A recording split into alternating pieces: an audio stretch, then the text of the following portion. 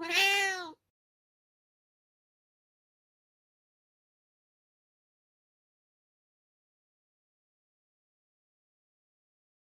do do, theme song. Do do do, I'm broke so this is my theme song.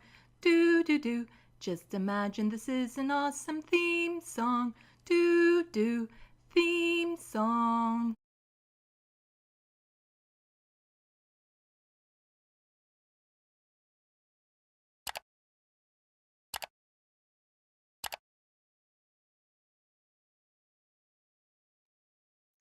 Hello, welcome to Left of the Box. Bonjour, bienvenue. I'm Sandy. I got out like one of those little number pads so that I can, switch smoothlier through these little scenes that I have set up in my OBS. So that I don't have to like use the mouse and constantly look over and do it. It would make the transitions, I think, look a little bit more professional than me, like, hi. Anyway, thank you everyone for coming out. I know this is a bit later than what I would normally do a stream on Sunday. But hey, you know what? If this ends up working better for a lot of people, let me know. I'm open to changing times. Just like on Tuesday, I'm considering moving them to 5 or 6 o'clock in the evening as well. Because I think it's like Left Reckoning is on at the same time. And then they also repost Michael Brooks' old shows at 7. So I'm like, but then again, if I do it too earlier in the day, then the surfs will be on. So I'm like, I'm trying to compete with, I don't want to compete with channels that are already really well established and where most of my viewers would come from. And, as a leftist, it's kind of a good problem to have. Like this many options to watch leftist programming on YouTube. So, yay. Anyway, so we have in the chat already a whole bunch of people. Welcome. Let's see. I'll go up to the top. Soul Life. My dogs are goth. Looney Tunes 9000. Emergency Remedial Truth. There's me, Karen Bast.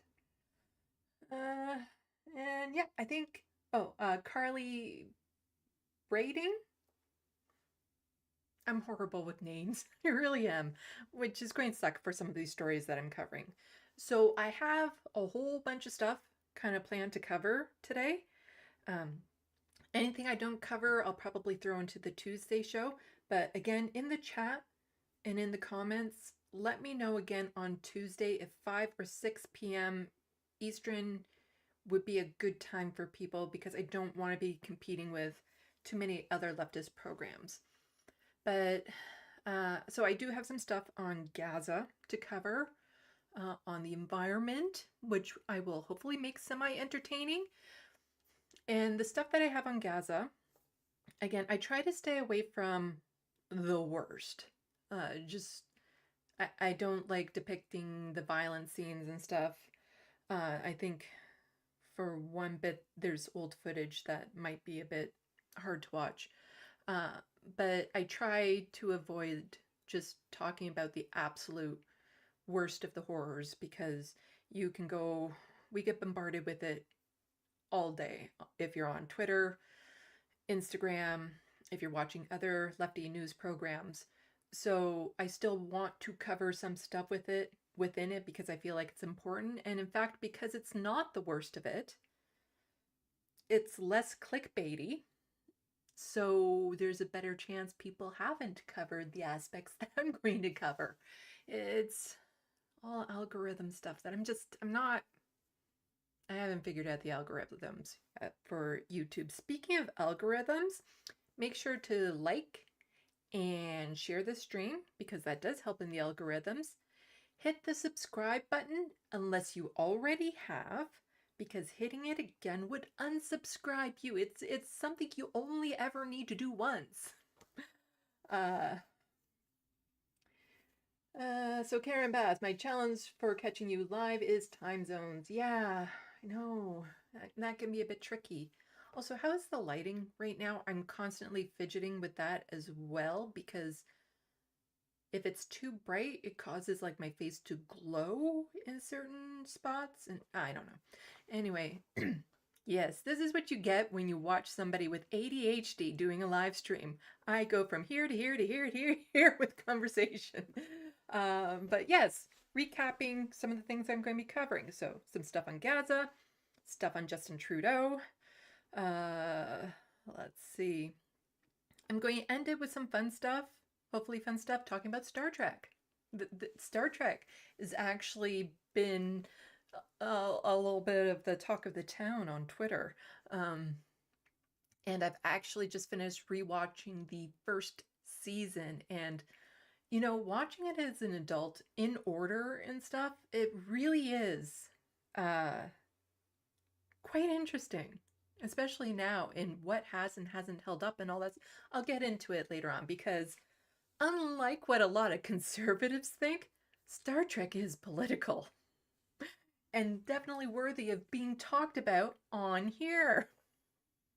Well, that's what you're going to get when you watch this. I'm a Trekkie. So, I'm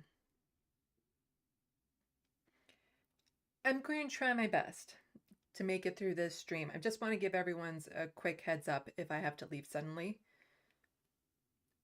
I've been having a lot of breakdowns lately, and they can come on with very little warning.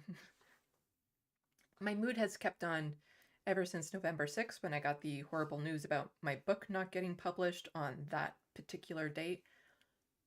Things have just been getting worse. More bad news and stuff. My health.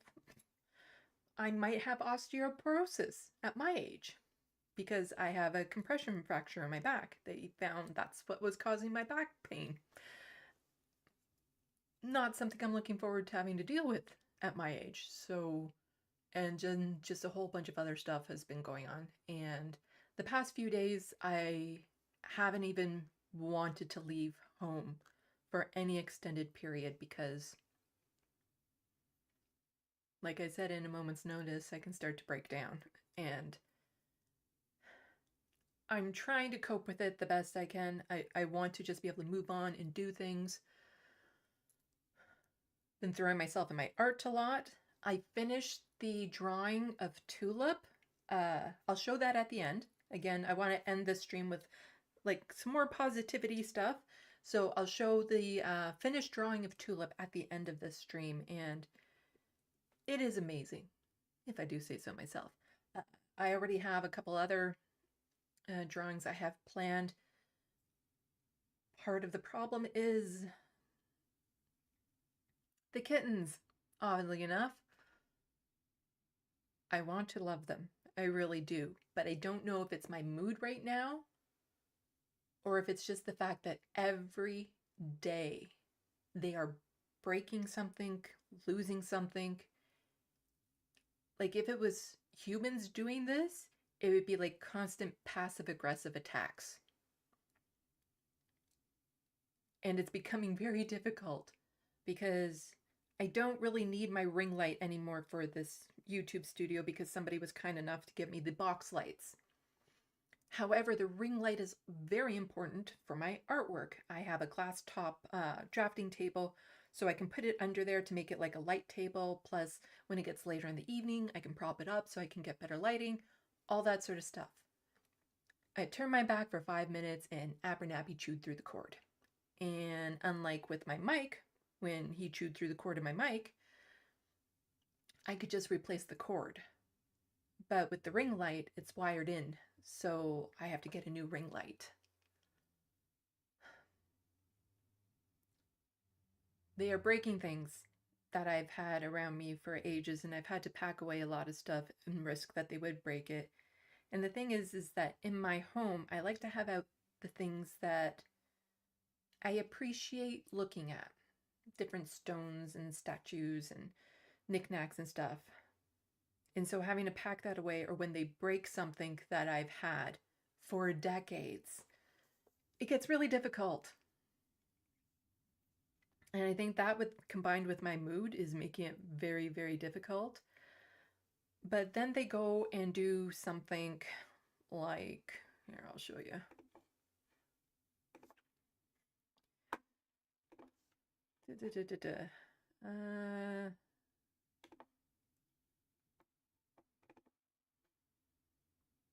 Then they go and do something like this.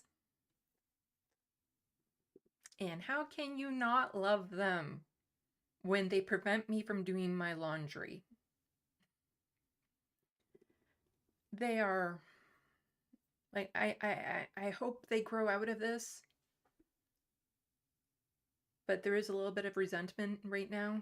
And again, I don't know if it's just my overall mood. I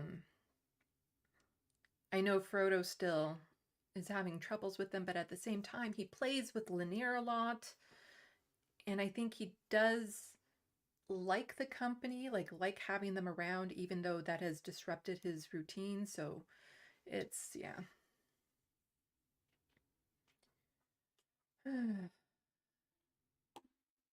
But yeah, they are adorable.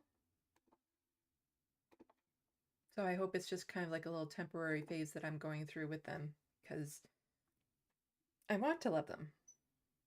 So hopefully in the next couple days, I'll just have to go like Staples or something again, new ring light, as opposed to just trying to find something on Amazon and waiting and stuff, because I need to get started on my next artwork, because working on my art really has been helping.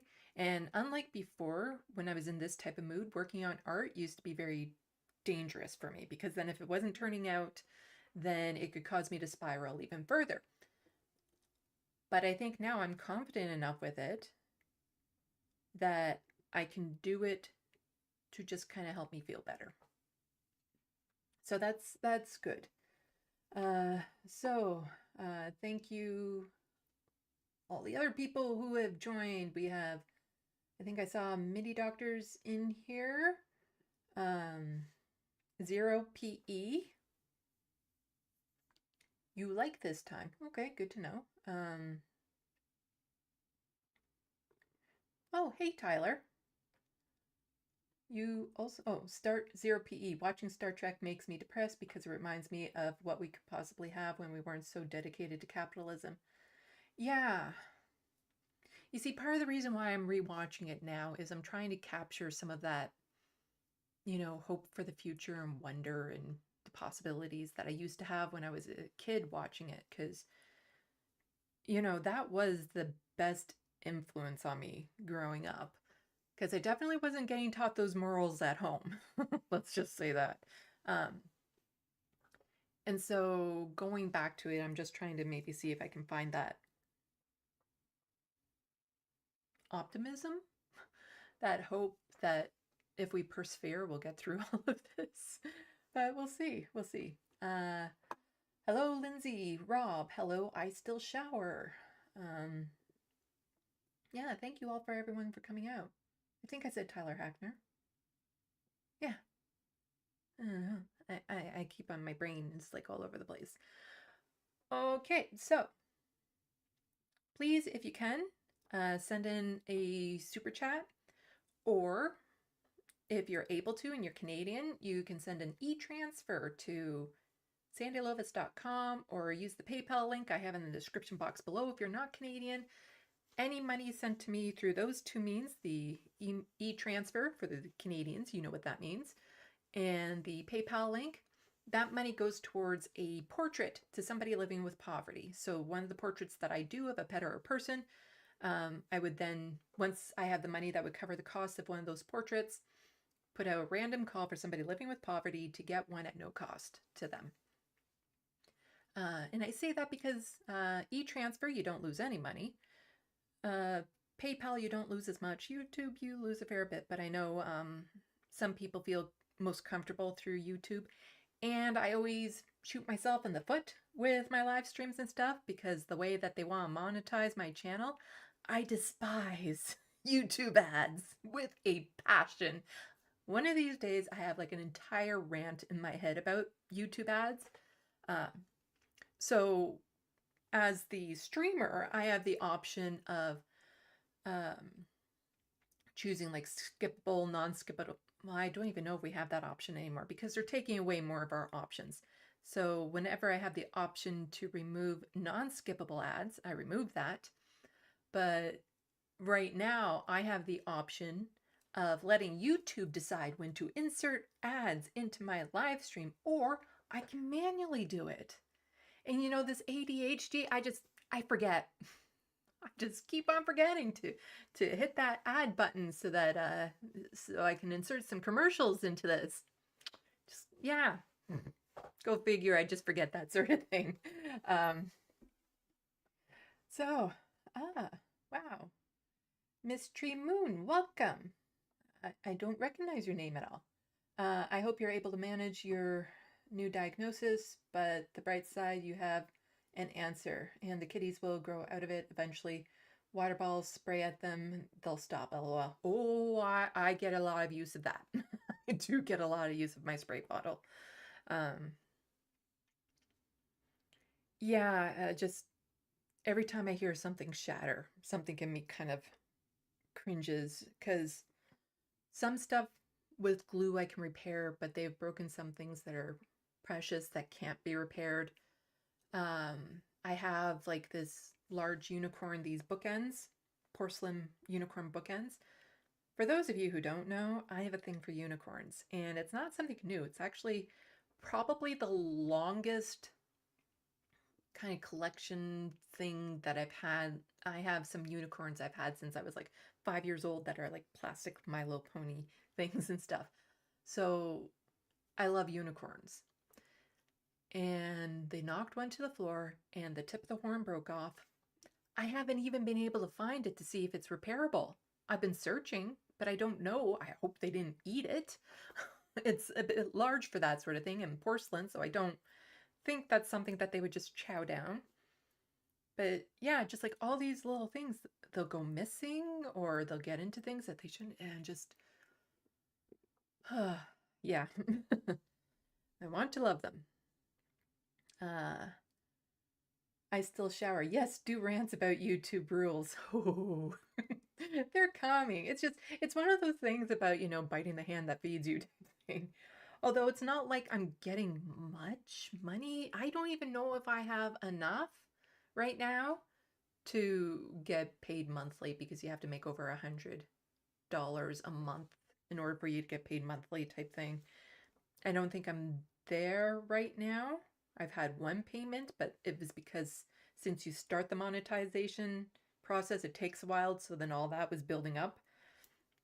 But, you know, if you do feel comfortable or more comfortable giving money over YouTube super chats, please do so. And I will single you out and say, hey, thank you. Okay. So how about we just start getting into it? And hopefully, like I said, I can get through all of this without having a breakdown at some point. I'm sure it will happen. There's a certain song I have to stay away from right now, even though it soothes me. It can also just make me totally lose my mind. Just so many things in the past couple weeks have just been going wrong. That's also a song I like, Going Wrong. It's a dance music song. I like dance music.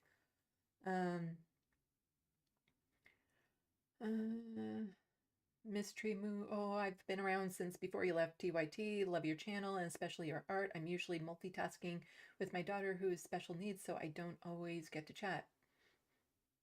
Bye, I'm here. Oh, well, thank you so much. I think, yeah, but I'm here. Oh, thank you so much for coming out.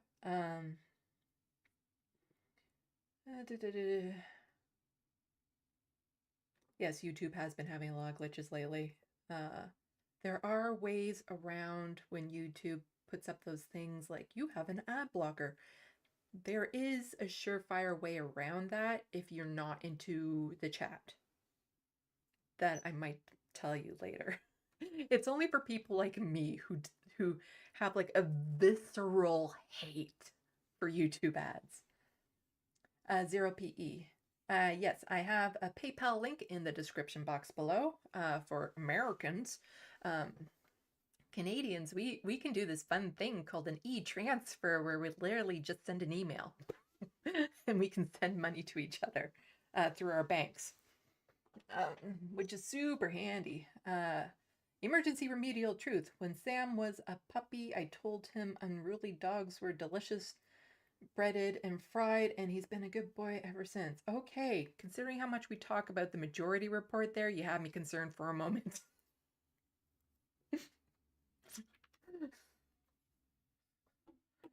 Yeah.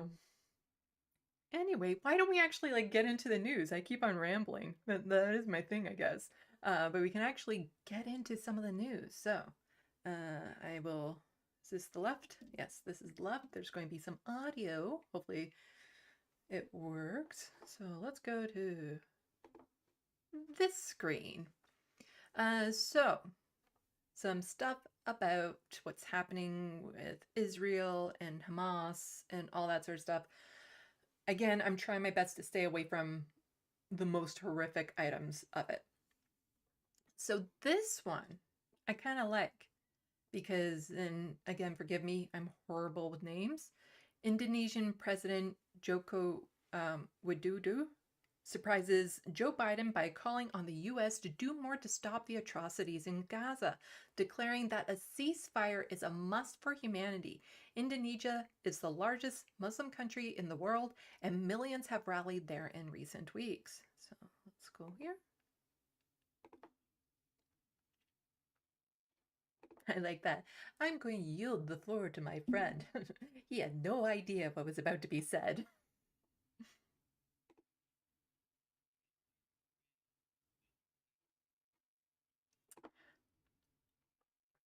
I'm not seeing the audio output thing going.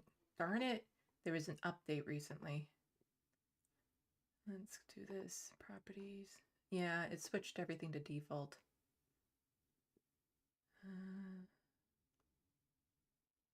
Let's see if that is the right one. To stop. Okay. I still share live streamers need to make money. Viewers need to support them. They need to voice issues before they become problems. Yeah. Okay. So I think I fixed the audio. It's coming through the right speakers. Let me know in the chat if you can't hear it this time. So start from the beginning. Yield the floor to my friend.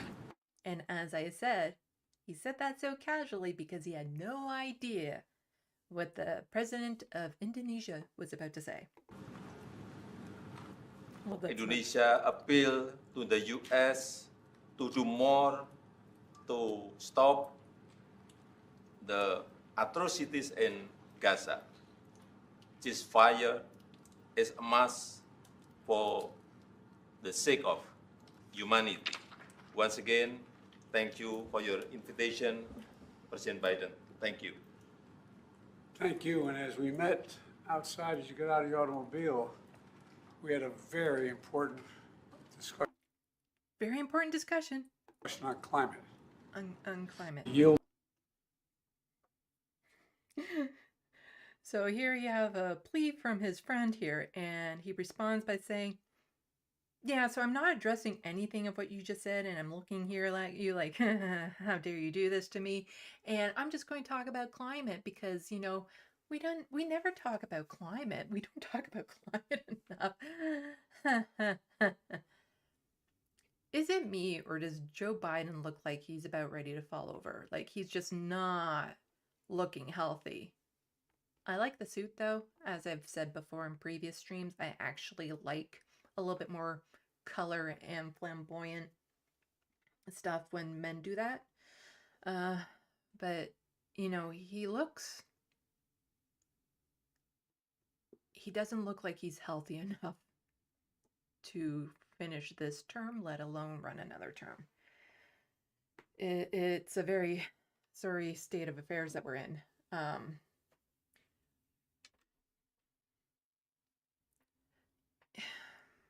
But yeah, it's good though that other world leaders are finally,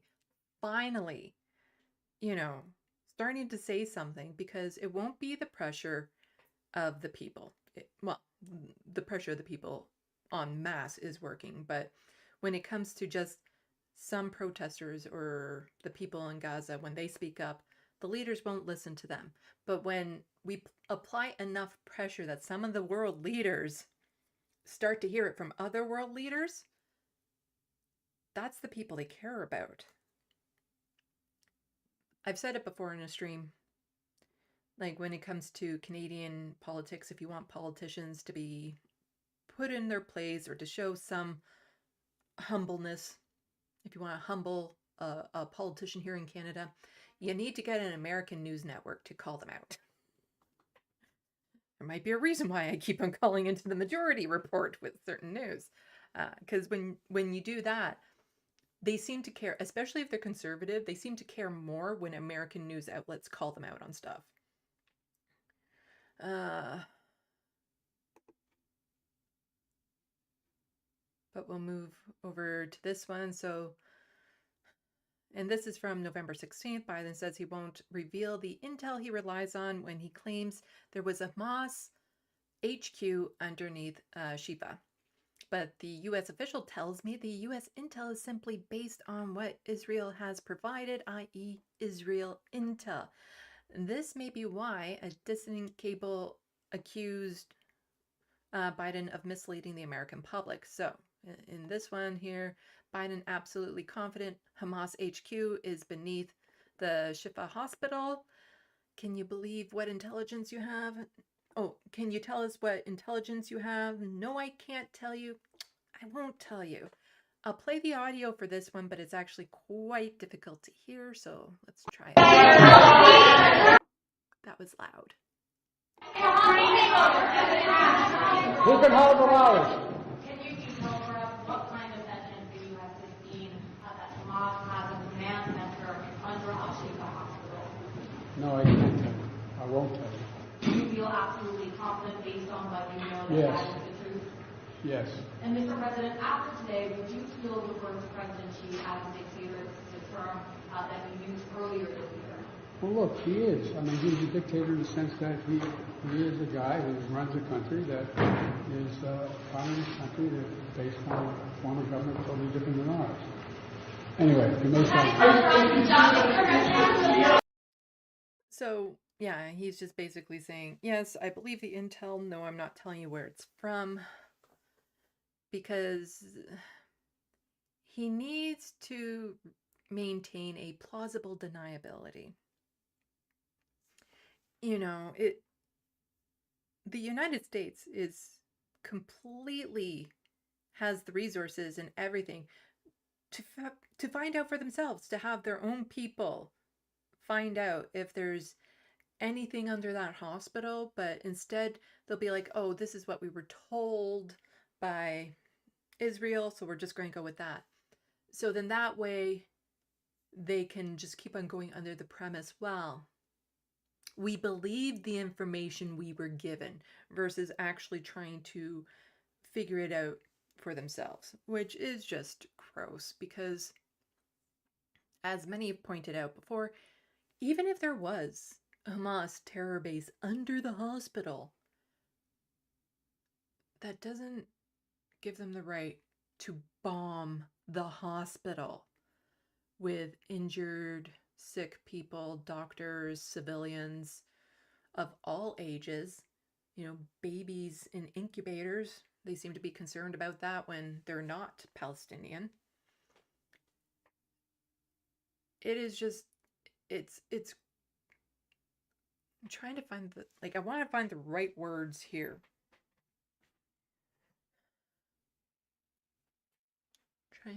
There's it's on the tip of my tongue as I point to my head. I don't know, just a really gross bias confirmation going on, but a willingness to, an abundant willingness to just believe the bullshit they're being told because they don't want to deal with the truth. I don't know if there's an actual term for that, where it's you're being lied to, but you accept it because you don't want to have to confront the reality. And that's what, you have Biden doing that, Justin Trudeau. We're going to get into some of the things that he's been up to in a moment, where it's it's a willingness to just kind of close their eyes and put their head in the sand, because actually having to deal with it having to deal with what Israel's doing to the Gaza Strip, the West Bank, to Palestinians in general, would disrupt the status quo. And that is like the biggest no-no in Western politics, because the status quo serves them. And as soon as we start stepping outside of that, then there's a lot of unknowns come in. And then once people realize, well, if we could change on that, then why can't we change on this other thing over here? And it doesn't take long for a little bit of a cascade effect to happen. And before you know it, we actually have a government that works for the people. I make it sound simple, because in reality, it sort of is. It's just the politicians that are in power and the media who prop them up are so just kind of embedded in the status quo that they're not about to give it up without a fight, unfortunately. So hopefully it doesn't have to get like in Gaza and Israel and stuff like that. It's already gotten that bad. Like, just the amount of horrors has had to happen just for people around the world to step up. It should have never come to this. And if the government's actually listened to the people, it wouldn't have come to this, because people have been changing on this for a long time, and if people knew the actual facts on the ground, then they'd be more behind, you know, getting rid of the Zionism.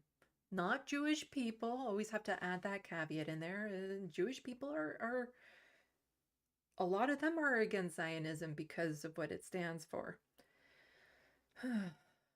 But yeah, I think if people actually knew the truth on a lot of situations, and we were actually able to hold our politicians accountable for their actions, that Star Trek utopia we keep on thinking about, we'd be a lot closer to that. But let's switch over to Canadian reactions, or, well, Justin Trudeau. There's been a lot of pressure put on Justin Trudeau over the last little while in his lackluster comments when it comes to what's happening in Gaza, and his almost use of the word ceasefire. He was like this close to it before he's like, a cease in violence. Yeah, we want a cease in hostility. And then so many statements after that, he says like everything kind of sort of like a ceasefire, but for some reason, saying that one word is like, there is a mental block where it will come to his mind, but for some reason he can't project the words out.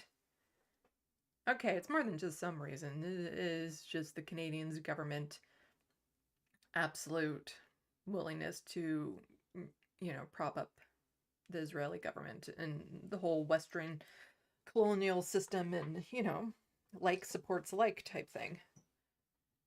But let's see. He's been getting closer. You know, I think anagram wise, or if it was like a wordle instead of like letters, it was synonyms. He's getting so close to ceasefire. Like, he started a humanitarian pause, and ceasefire is the answer, and he just needs to find out what all the words in between are.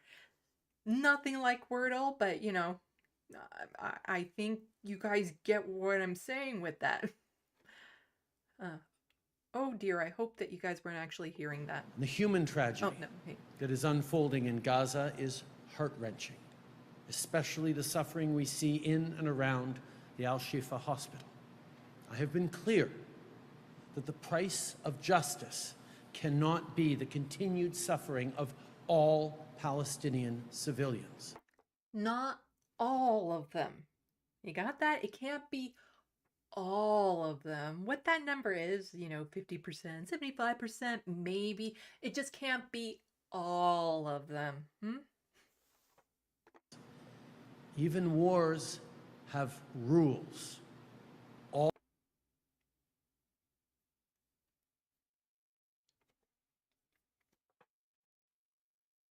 Wars have rules.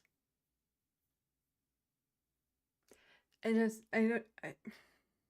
the whole concept of we're allowed to bomb and kill civilians in certain ways, and as long as you do it in certain ways, then it's okay because you're doing it within the rules of slaughter.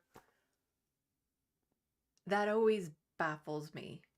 I'm one of the people that think, the idea of things being labeled a war crime is a little off because all war is a crime to me. And so it's like, as long as they're playing within the rules, then they can kill babies. But if they're not playing within the rules, well, that's a really ridiculous freeze frame there. Anyway. All innocent life is equal in worth, Israeli and Palestinian. In principle, yes. In practice, no. At least not the way these governments treat it.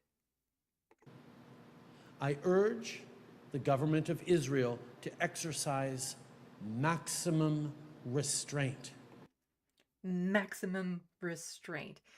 That sounds like, if Jean-Claude Van Damme were to make a movie right now, that's probably what it would be called. Maximum restraint, because if he were to get all martial artsy right now, he's getting up there in years, so he probably wouldn't be able to pull it off too well. Maximum restraint. As the world is watching, on TV, on social media, we're hearing the testimonies of doctors, family members, survivors, Yeah, you should listen to them. kids who've lost their parents. The world is witnessing this. The killing of women and children, of babies. Men and non-binary people don't count. This has to stop. Yes, the world is watching, and we see exactly what's going on, but he's getting closer to the word ceasefire. Maximum restraint. Yeah, that is still, I think, a few words away from ceasefire, but every time, because the pressure is working, and every time he gets closer. But that little speech he gave there caused a little bit of a stir. Benjamin Netanyahu actually tweeted at him. He even made sure to put the little period there so that everyone would see it. For those of you who don't know, I Googled it when I first saw people do this. If you don't add the period right before the at, then only people who follow both will see it pop up in their feed. But if you put the period first, then it's just a general out there to everyone. Just for those of you who don't know.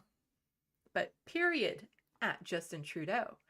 It is not Israel that is deliberately targeting civilians.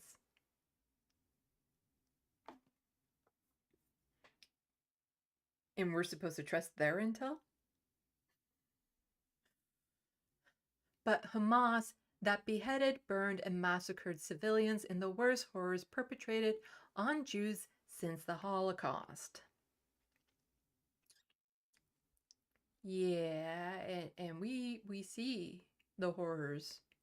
As Justin Trudeau mentioned, we are seeing the horrors that are happening in Gaza right now as a result of what Netanyahu is doing to the Gaza Strip.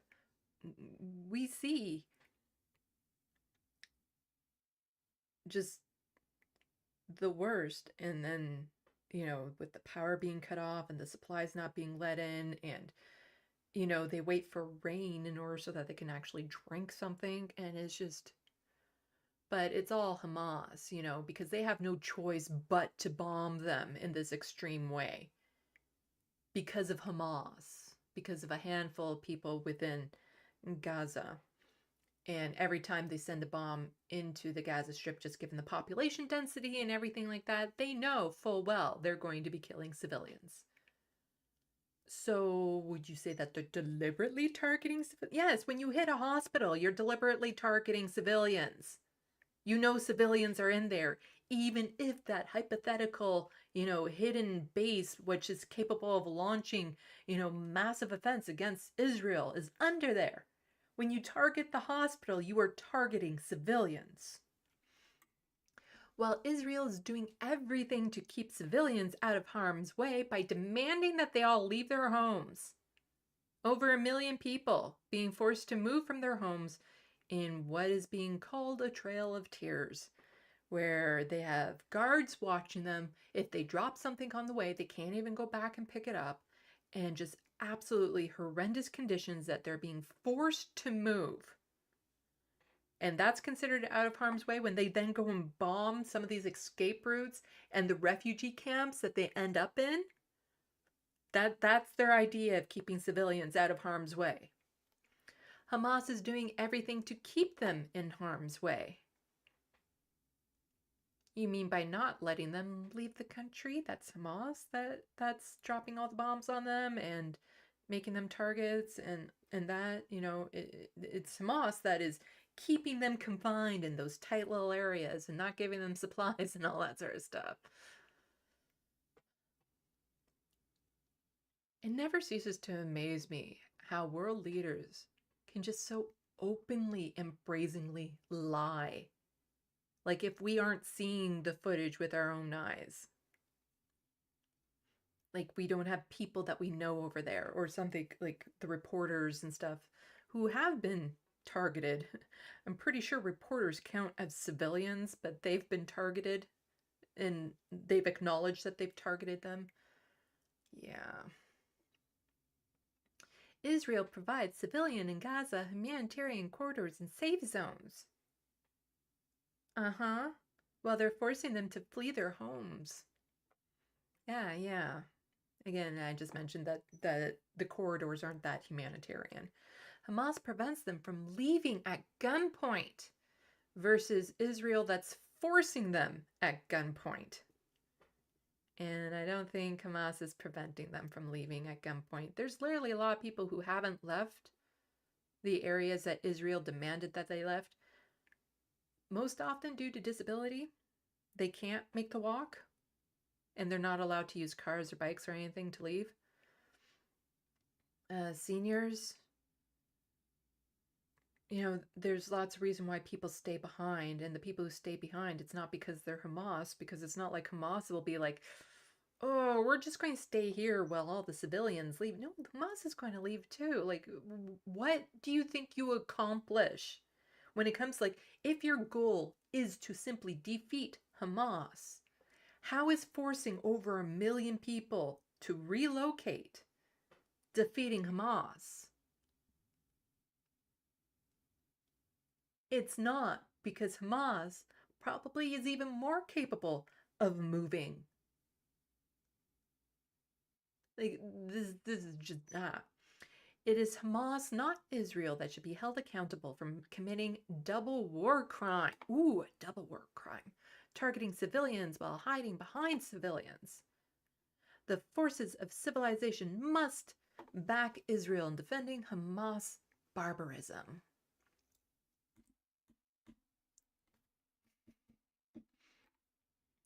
Double war crimes. Double, huh? Not like, depriving entire population, like collective punishment as well as targeting civilians. That's not double war crime there, is it? Huh?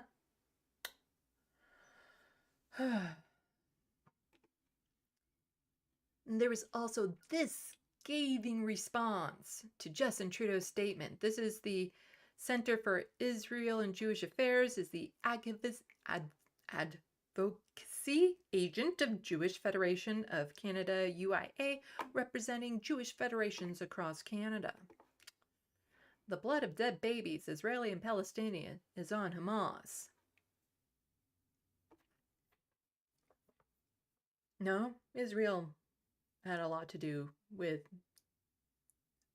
it had everything to do with the dead babies in Gaza. Rhetoric like PM Justin Trudeau's today enables Hamas to continue to cynically and criminally use the Palestinian civilian population as human shields to advance its genocidal goal.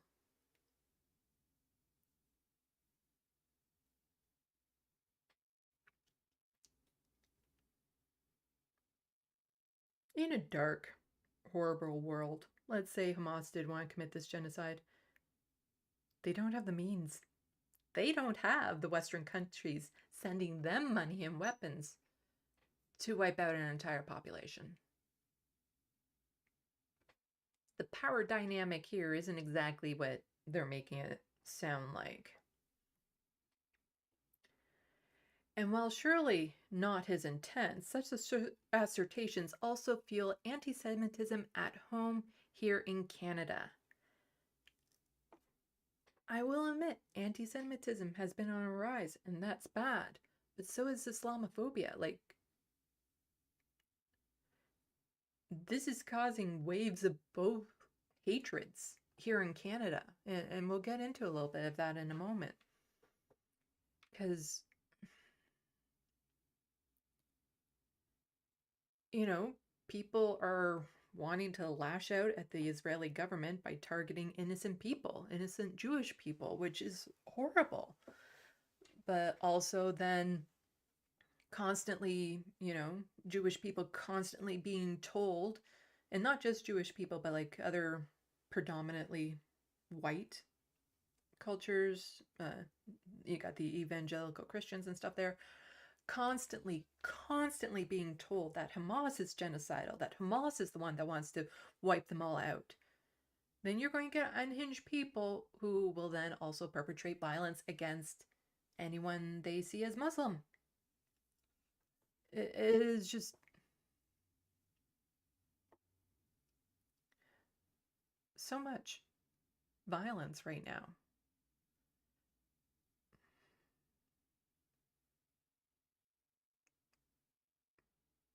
And it's manufactured. Consent is manufactured. This belief in, you know, one side wanting to cause genocide is manufactured. It's all manufactured. From the people who want to stay in power, to keep the status quo. Unless Israel destroys Hamas, Hamas will continue to destroy the hopes of Palestinians and Israelis alike to pursue future of peace. At this point, you're not going to destroy Hamas. You're just, you know, you might quiet them for a little while, but when those children who have lost all of their family and watched them die horrific deaths get old enough, what do you think they're going to do? Especially if they're still being oppressed. This is, it might not be called Hamas. It would probably be called something else, maybe. But as we've seen in other countries, this type of pattern, you don't get rid of the groups, you just get them to regroup later on into sometimes more violence, you know, more determination. If Canada wants to contribute to the goal of sustainable peace, it will stand firmly with Israel as it toils to remove, that's how they refer to bombing hospital, as it toils to remove the murderous Hamas regime from Gaza. Anything less condemns the region to perpetual suffering for all. Prime Minister, there can be no half measures in this struggle to rid the region of Hamas, as painful as that might be. Easy for him to say. And despite Israel's extensive measures to minimize civilian casualties that go beyond those required by international law. Actually, according to international law, Israel is committing war crimes. Yeah. And he's basically, this group is saying that, you know, they're showing maximum restraint already by not just blanket killing everyone yet.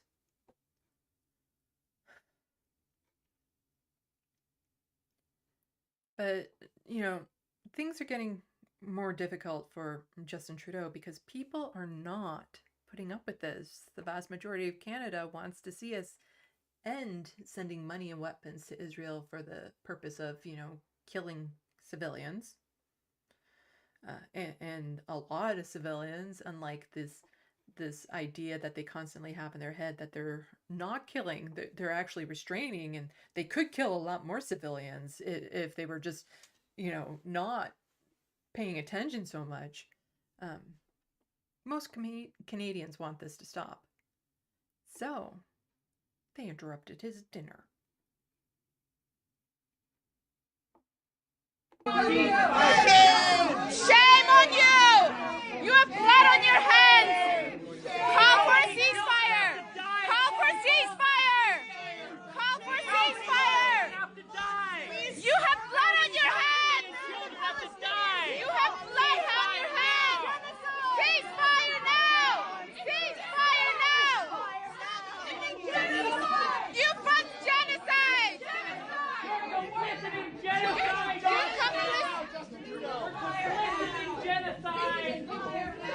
Mr. Prime Minister, how many more kids? Justin Trudeau, you fund genocide! How many more kids, Mr. Prime Minister? How many more kids have to die? You fund genocide, Justin Trudeau! Now! Ceasefire now! Ceasefire now! Ceasefire now! Ceasefire now! Ceasefire! Justin Trudeau, answer us! Yeah, he should not have one moment of peace in public. People's lives are being lost right now. He shouldn't be able to just go to a restaurant and have a nice, polite dinner while he's complicit in what's happening over there. So I have no problem with people doing this, and it's happened to other leaders, and I think it should continue to happen, that they get called out for this, and that, don't get violent. But he shouldn't be able to just enjoy his time out in public. But that incident there, you ever wonder who the cops would back in situations like this? 100 Vancouver police sent to protect Trudeau after protest surrounds restaurant. So they sent in a little army because people were calling for a ceasefire. Fair is fair. There was one man in there who was arrested after an officer was punched in the face and her eyes were gouged while she was trying to disperse the crowd. Yeah, don't do that. Well, like, here's where my faith in the police are. It's like, well, was it self-defense? Don't initiate that type of attack on a police officer. But yeah, just, because he couldn't enjoy his meal in peace, they got all this. And yeah, I suppose there's some security issues and things going on. But the thing is that you can have right-wingers harass him, get right in his face. And there's footage of it. You can see the protests and the rallies, and they get a lot more intimidating. And yet this type of response, 100 police officers, this is never called in those situations. But it's called when people are, calling for a ceasefire, calling for an end to the death. That's when they get 100 police officers out in a moment to disperse this inconvenience.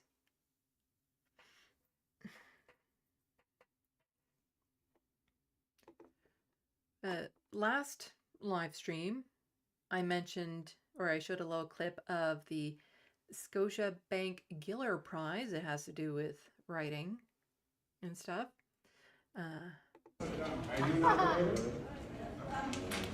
Okay.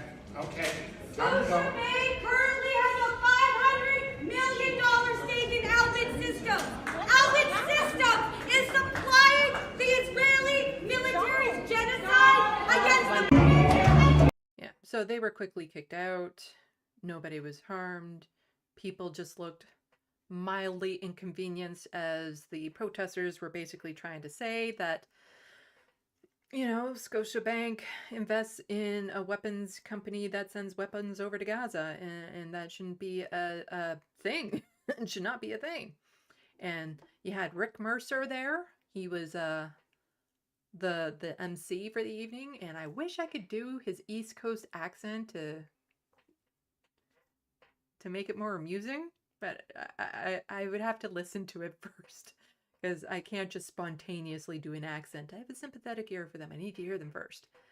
But again, nobody was hurt in that. There was just some mild inconveniences there. Nobody was threatened. Nothing. And what happened?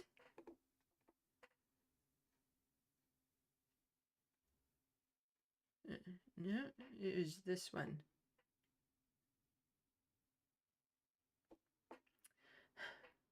Oh, right. What happened is actually in the article I was looking at. 3 people were charged in that protest. 3 people charged for that minor inconvenience using their free speech. But because, you know, these are all established, well-to-do folks, because those are the only type of people who go to these ceremonies, you know, making them slightly uncomfortable for a bit, well, then they need to be charged, because they're there wanting to just celebrate the best and brightest among them. And here are some people that might tug on their heartstrings, or at least try to find if they have heartstrings to be tugged on. But again, it's always this disproportionate reaction from the people in power when you have people calling for peace, no more genocide, or, you know, don't destroy the encampments of unhoused folks. You know, people are hungry, like all this sort of stuff. Whenever it's anything like that people are protesting, then it's always the force comes down hard on them. The powerful come down hard on them. But when it's the Freedom Convoy or right-wing marches or anti-vaxxers and COVID enthusiasts that are on the march and stuff like that, the police just wave them by, let them go. Probably because they'll see them at the barbecue next weekend. You know, a lot of them are involved with it. So, you know, what incentive do they have to crack down on their friends? But what I was getting to with these other tabs I have up here that you guys can't see because of the way that I've arranged my screen, because I don't like people seeing all the tabs that I have ready, because then I don't want any embarrassing tab to be visible accidentally. Breaking.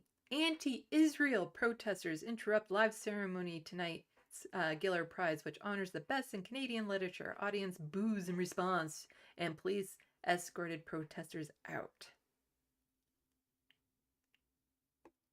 Anti-Israeli protesters. That's people saying stop sending weapons to Israel.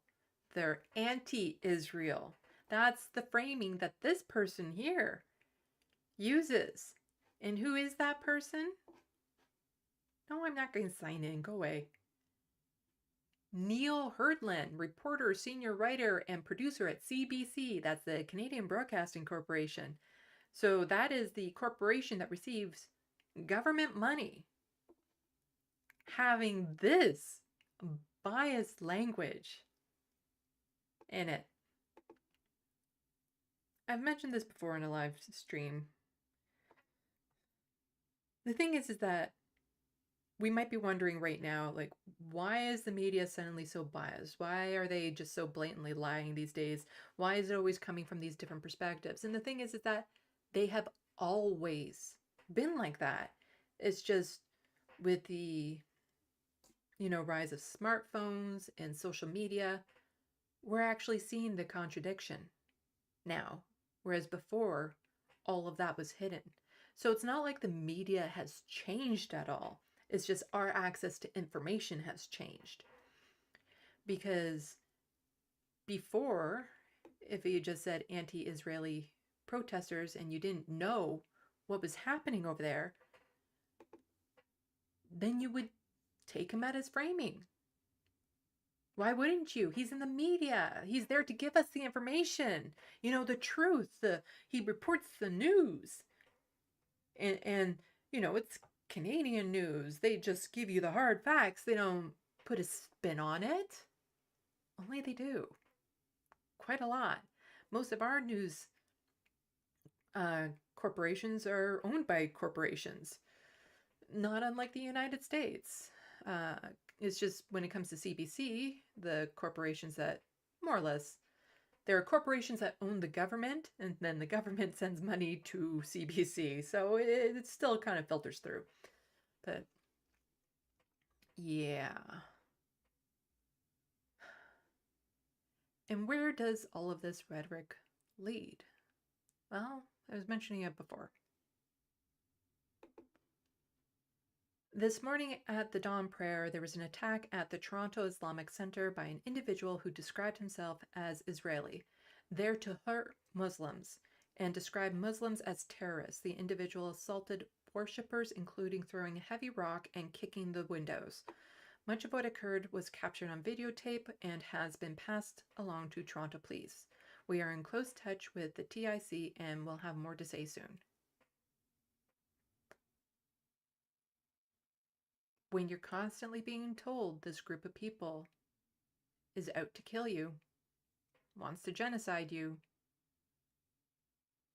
having individuals react like that, yeah. If they think their lives are at stake, if that's all they're hearing, then it gets people to, it's the stochastic terrorism. There's going to be enough unhinged people out there that will take them at the word, that all Muslims are out to kill all Jewish people. Even though that's far from the truth, like far, far, far from the truth. More on this person. Man charged after Toronto mosque worshippers assaulted taxi driver and woman wearing hijab sprayed with foreign substance. So a 28-year-old man is facing more than a dozen charges in connection with 3 suspected hate incidents in Toronto that saw a taxi driver as well as a woman wearing hijab sprayed with foreign substance and worshippers at a Toronto mosque attack with a rock and bike chain, police say.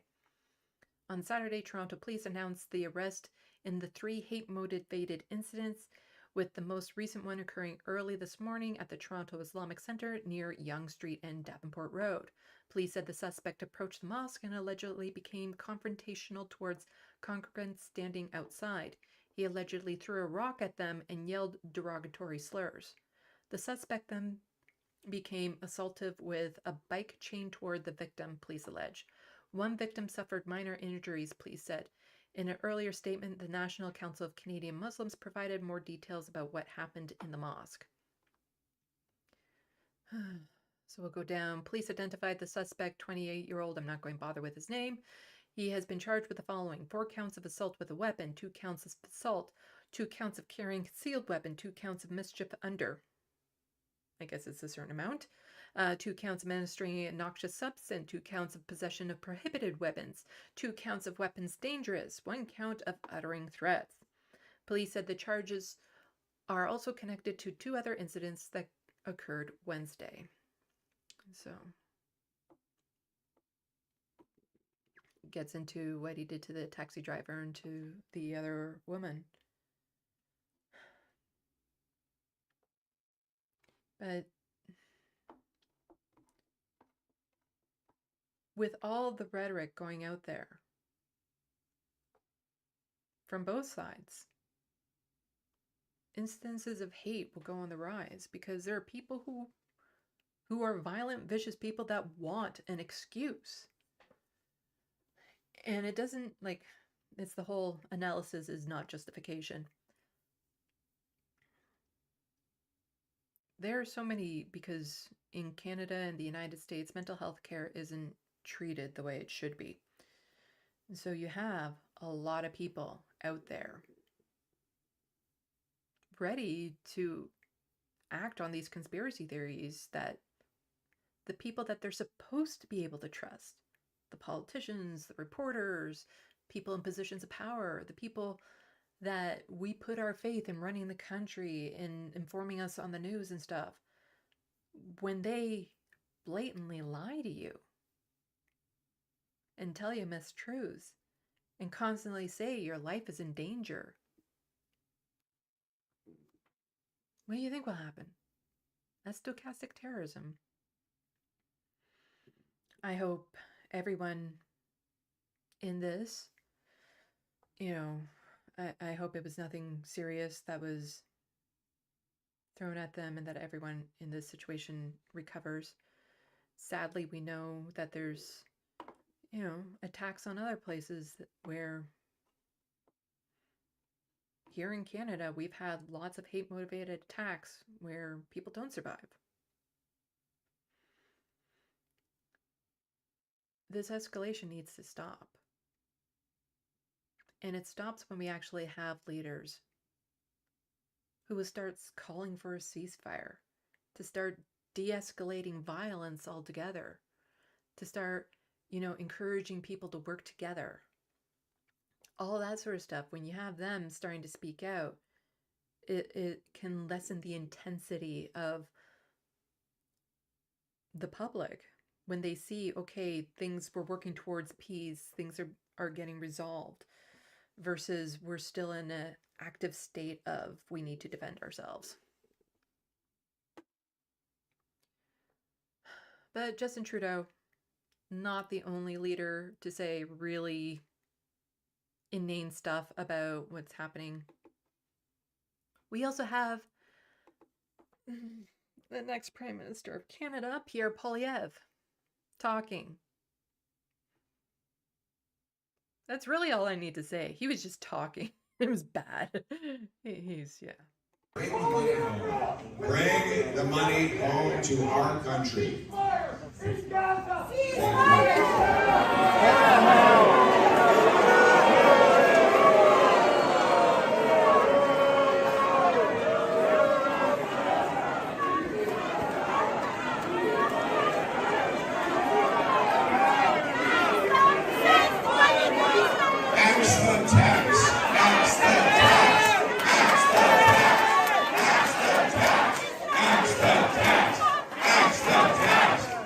So we're going to interrupt your calls for a ceasefire with calls of axing the tax. From people who don't realize it's like the more tax you axe, the more social services are denied. So the more money has to come out of your pocket in order to pay for things that the government would normally pay, which then makes you want to axe the tax even more so that you get to keep more of your own money so that you can use it to pay for things that the government used to pay for. And quite often you have to spend more than what the government would have spent in the first place. And so you're actually not saving any money when your taxes are getting cut like this. But that's the logic of conservatives for you. Axe the tax! Axe the tax! Axe the tax! Axe the tax! Axe the tax! Axe the tax! Axe the tax! I think they want us to axe the tax, everybody.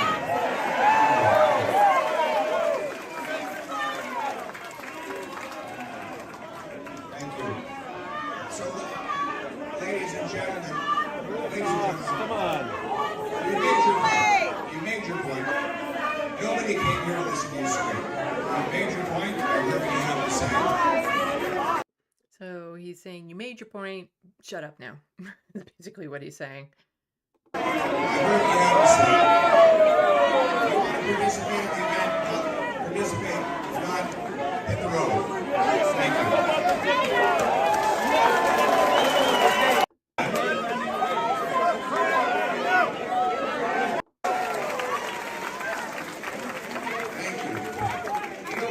In addition to preserving the purchasing power of our money, we've got to make work pay again. There's a war on work in this country. We see it every day. Tax, payroll tax, and other taxes that chew up our paycheck. This keeps people trapped in poverty. A Poilievre-led government will... Yeah, you know what a lot of our tax money is going to? The weapons and Israel's defense. That's where a lot of that money is going to. So basically at one point he says, nobody came here to listen to you right after talking about the importance of having a government that listens to the people. Yeah, that's the conservatives in a nutshell. But there has been some progress in this situation. I don't have a lot of hope in it until something actually happens, but we'll scooch over to that.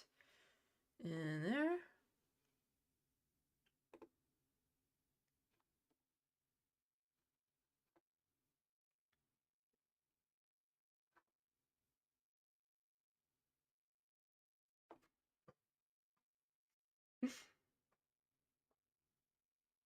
Oh, come on.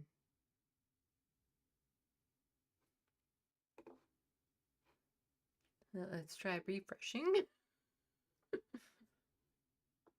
He really likes to slow down a lot when I'm trying to do The this. Israeli Prime Minister Benjamin Netanyahu is still saying he will not buckle to international pressure, calling for a ceasefire, but one may be coming for another reason. Israeli forces continue to pound what it says are Hamas targets, but behind the scenes, the two sides appear to be talking through intermediaries. The U.S. and Qatar have been for weeks working to broker a deal.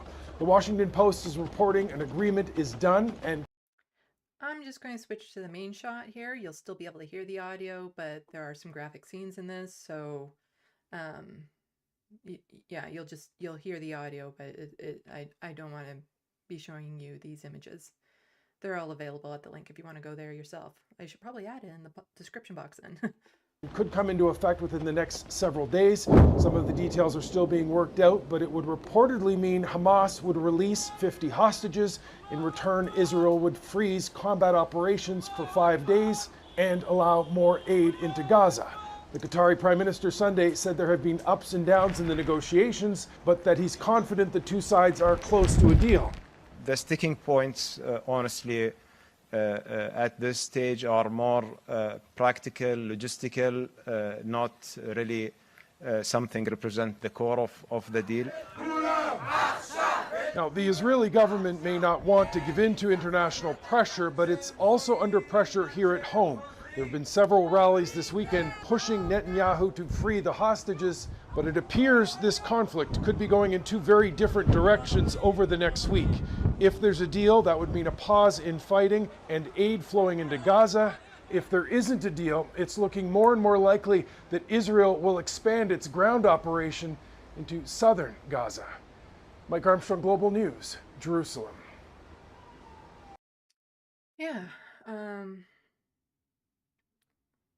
it's one of those things when it comes to all sorts of government issues. I'll believe it when I see it. I hope that this is a step towards progress in this situation.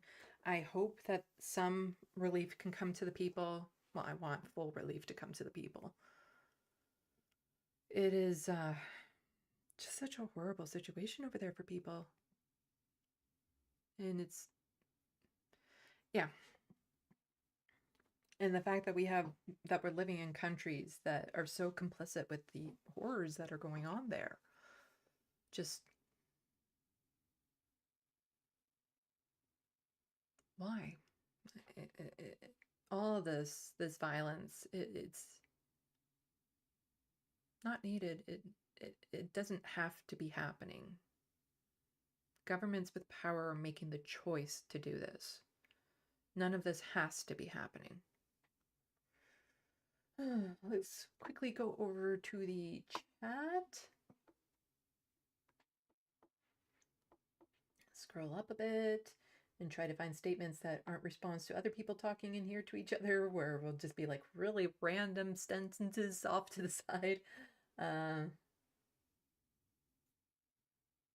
So emergency remedial truth, what we have to do as working people is to refuse to work en masse until there's reform, worker rights, fair wages, and decent housing. Grind the economy to a halt, render money useless. Yes. General strike. I definitely am on board with that.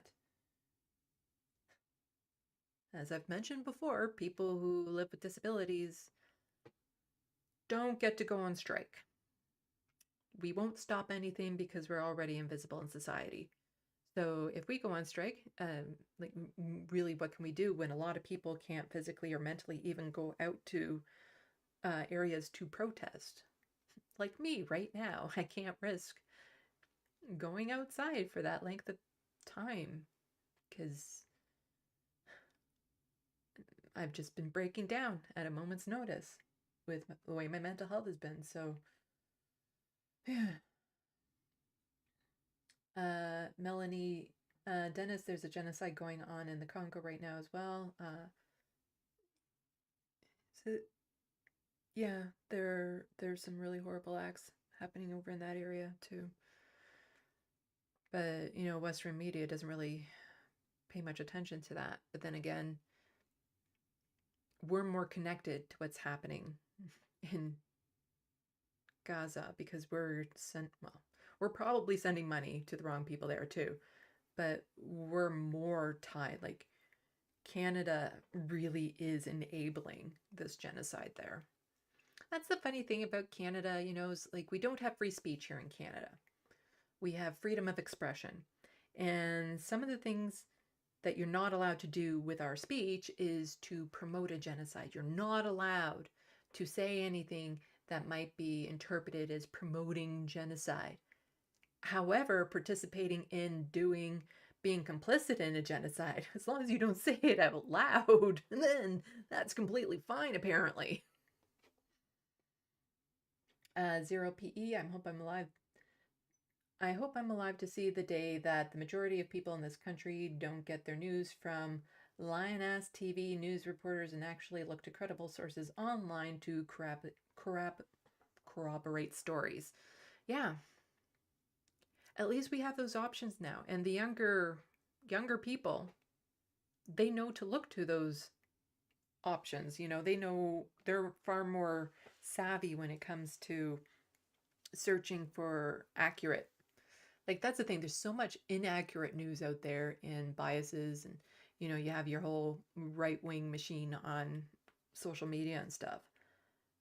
But there's still a lot of people who are able to access information they would have never seen before. Real information, you know, they're seeing it firsthand. And then you have people who are savvy enough online that when they see stories, they know to do double checks, to be like, well, actually, this scene of violence here is from a video game, or it's from something that happened years ago in a different country, or this image here, or, oh, there's the movement of people trying to claim that Gaza is faking everything. But then you have people pointing out the so-called faked image that they're showing, well, are claiming is a faked image, is actually a scene, a behind the scenes from a movie shoot type thing. So luckily there are people who are going in and debunking a lot of the lion-ass right-wingers and mainstream media.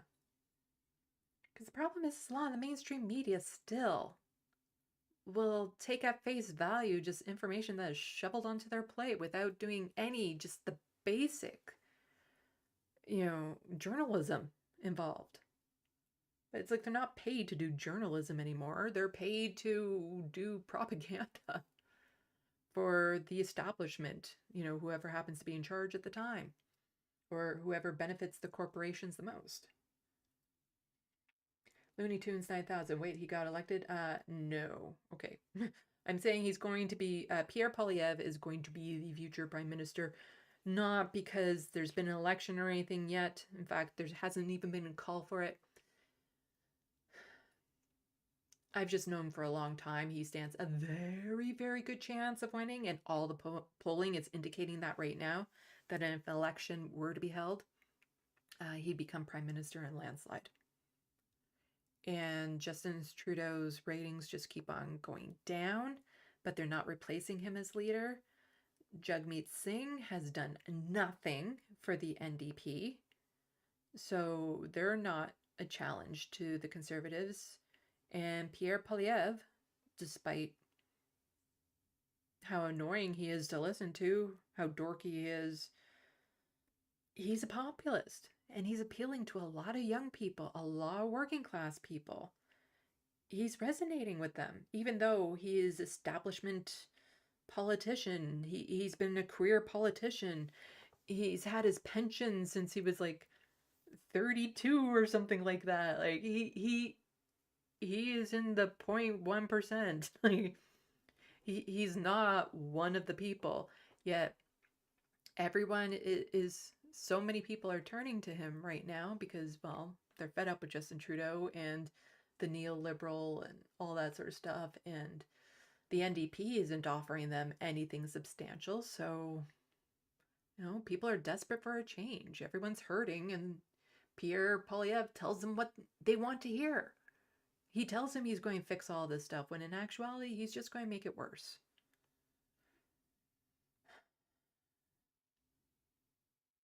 MIDI doctors, paying tax in a stable economy leads to good things. Yes. I'm one of the people back when I used to help campaign for different politicians and stuff like that. It's like, I'd be happy paying even more taxes, so long as I knew that the money was actually going to where it was supposed to be going. Instead of being funneled, like in Ontario, a lot of our tax money is being funneled to private clinics and stuff for medical needs, instead of actually going to the public system. Like, if all of our money, tax money, was spent the way it was supposed to be spent, our lives would be at least 50% closer to that Star Trek utopia.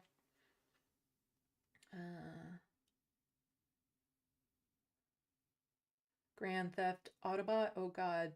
Poilievre PM, oh god, I hope the polls are wrong. Yeah, not only will he be prime minister, but there's a good chance that would be at the same time Trump is president, and while we still have Doug Ford as Premier of Ontario. Wow.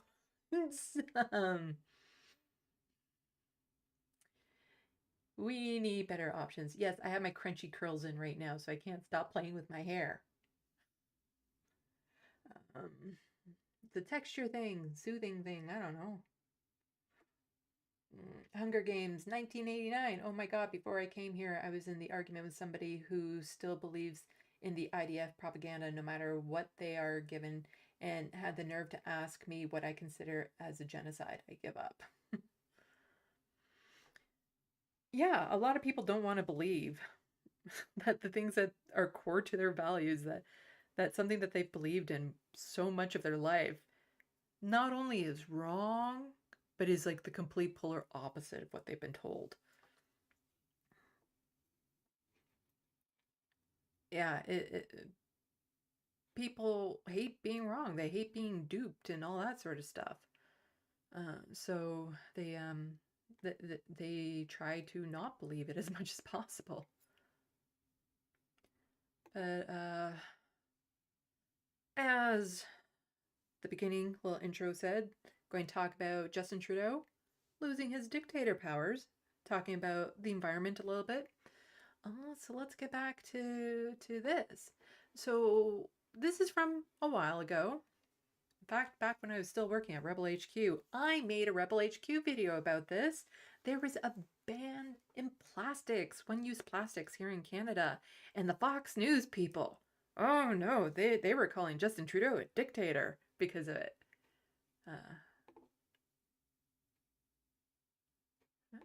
And the people there, the Canadians, keep sort of saying that he's like a performative activist, right? Yeah, that is true. Like 2/3 of the Indigenous population say, you don't respect us, you don't see us. The commercial fishing industry is like the largest proponent of ocean waste, and yet he's sort of, it seems, appeasing That is also true. As I pointed out in my Rebel HQ video, it's like, wow, you're actually saying some things that are true about Justin Trudeau.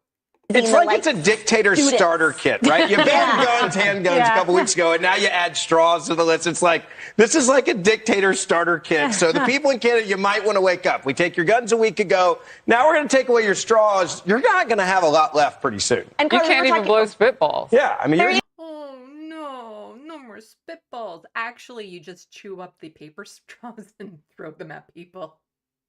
You got plenty of spitballs still left in Canada. But you know, you take away the guns and then the one-use plastics, and the next thing you know, your ability to choose what happens to your reproductive system is taken away, you know, or your ability to dress and drag or something like that is taken away. It all starts with the guns and plastic. You know, people are like, paper straws suck. Isn't that the bottom line? But I guess in the dictator starter kit, it doesn't matter. The dictator starter kit is like the best line ever. It's so true. I think that dictator starter kit, like, oh my god, I wonder what comes in with that. So you get banning guns, banning one-use plastics because it's a no-no for the environment. Ooh, what else could come in that starter kit? It's like the best line ever. banning plastic is the least of Canadians' concerns because of the gun thing, but also plastics. No, actually, I don't worry about the gun thing because, you know, due to the lack of availability in guns here, I never worry about gun violence. No, I never go out and worry about gun violence. The gun thing is not something I have to worry about here. Paper straws stink. I mean, I think that's tree straws. Universally known. We've rebranded them. Bamboo straws are the answer, but they're really expensive. See? Yeah. Isn't that what the guy that super I have like a freakish thing about bamboo just in general, though, because of the growth rate of bamboo. Did you know that some species... It was a weird way to end that statement. It's like, bamboo, it's creepy. It grows really fast. So the thing is that this change happened in Canada. A lot of supply chains out there at grocery stores and stuff, you know, need to use reusable bags, or they'll sell you paper bags or their own brand of reusable bags. Paper straws aren't actually as bad as they used to be. You know, they're manageable, or like what a lot of Tim Hortons does is they have lids that you can actually properly, you know, flip open and drink out of without making a complete mess. A lot has happened, like even in fast food restaurants, instead of plastic cutlery, you'll have wood now, like little wood things. Like even things as like stir sticks for coffee that are available when you're at the coffee bar or something like that. There's now like the wood sticks, or one place actually uses like dry pasta, like linguine or something like that, like the flat, wide pasta as an actual stir stick. So it is something that we've adapted to, and I understand that there were some issues around it. People with disabilities who need plastic straws were not listened to during this. Banning one-use plastics does very little to actually help the overall picture, and it was just something that was performative by Justin Trudeau to make it seem like they were doing something, well, not really doing much at all, because you gotta be targeting, you know, the bigger corporations that are causing a lot of the pollution and all that sort of stuff. So but the thing is that it still wasn't a bad move to make things reusable, or things that can break down in the landfill and things of that sort. Even though, like, I liked having plastic shopping bags because for me, living on my own, I make them into little garbage bags, so I don't have to buy garbage bags. But oh well, now I have to, or something of that sort. So I managed, and, you know, a lot of people adapted to that.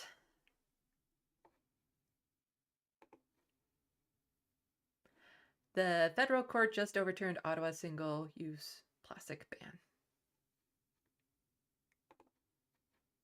The judge has agreed with arguments put forward by a plastic industry coalition, including companies like Dow Chemical and Imperial Oil, plus the governments of Alberta and Saskatchewan, that the federal government overstepped its constitutional powers when it banned single-use plastics by a cabinet order. Under the Environmental Protection Act, Ottawa can ban substances that are listed as toxic. So, in May 2021, a cabinet order was published adding, quote, plastic manufactured items to the toxic substances list. This definition includes things like straws, grocery bags, and takeout containers. Plastic manufacturers argued the class of plastic manufactured items is too broad to fit the Environmental Protection Act's criteria. Ultimately, the judge agreed and rendered the cabinet order retroactively invalid. In a statement, Environment Minister Stephen Guilbeault says that plastic pollution has proven harms to wildlife and habitats, with growing evidence on impacts to human health as well. He adds that the government is still reviewing the court's decision, but is strongly considering an appeal, and will have more to say on the next steps soon. Yeah, so all of that hard work, all of that transition, all of that change has now been undone. Ugh. A little step forward and 10 steps back.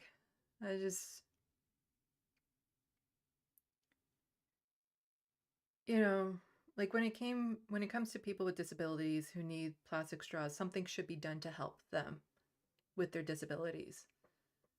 But banning plastic straws, not a bad thing, because it does end up being eaten by wildlife, being eaten by fish. Like there's so much plastic in the ocean right now. And there's like microplastics all over the place. People have microplastics in us. Like it is just, plastic is something that is just going to be around forever. You know, the asteroid hits the Earth, and anything that is below the melt line that is plastic will still be here eons from now. And, you know, we've already had all these companies spend, in some cases, a lot of money to make the transition over just for it to be undone now. Of course, Pierre Poilievre, it's like, oh, this is a great move. We can start using plastic straws again. And, you know, he thinks this is a great thing for freedom and all that sort of stuff, because of course he does. And he says, yeah, we're going to be good on the environment and we're going to do all this stuff. But he never gives a plan on how he's going to help the environment. Oh, it's so frustrating that sometimes even the little wins that we get once in a while will suddenly just be out of the blue, taken away. Because here's some polling that was done way back when. So this was closer to, like, even before the ban was in place. Do you support or oppose total ban on single-use plastics such as cutlery and straws? Support was 81%. Only 19% were opposed. Because it makes sense. And then we have Jill Andrew here. She's an NDP MPP, one of the good ones. Actually called out the Ontario NDP for what they did to Sarah Jama. Breaking news for anyone in need of a good laugh. The Ford government has just said in the legislature that no one has ever done so much good for the environment as their conservative government has. You can't make this stuff up. Nope. No, he's like destroying the green belt, and he got rid of a whole bunch of green initiatives when he got into power. Like, the conservatives are always just so horrible on the environment, and, you know, they would have never tried, you know, a plastic ban to begin with. Like, they're just, yeah, it's so funny to think that anyone would think the conservatives are good on the environment. We're all going to die. Which party is best to lead on climate change? Conservatives with 28%. NDP, 16. Liberals, 14. The Greens, the party known for the environment, at 13%.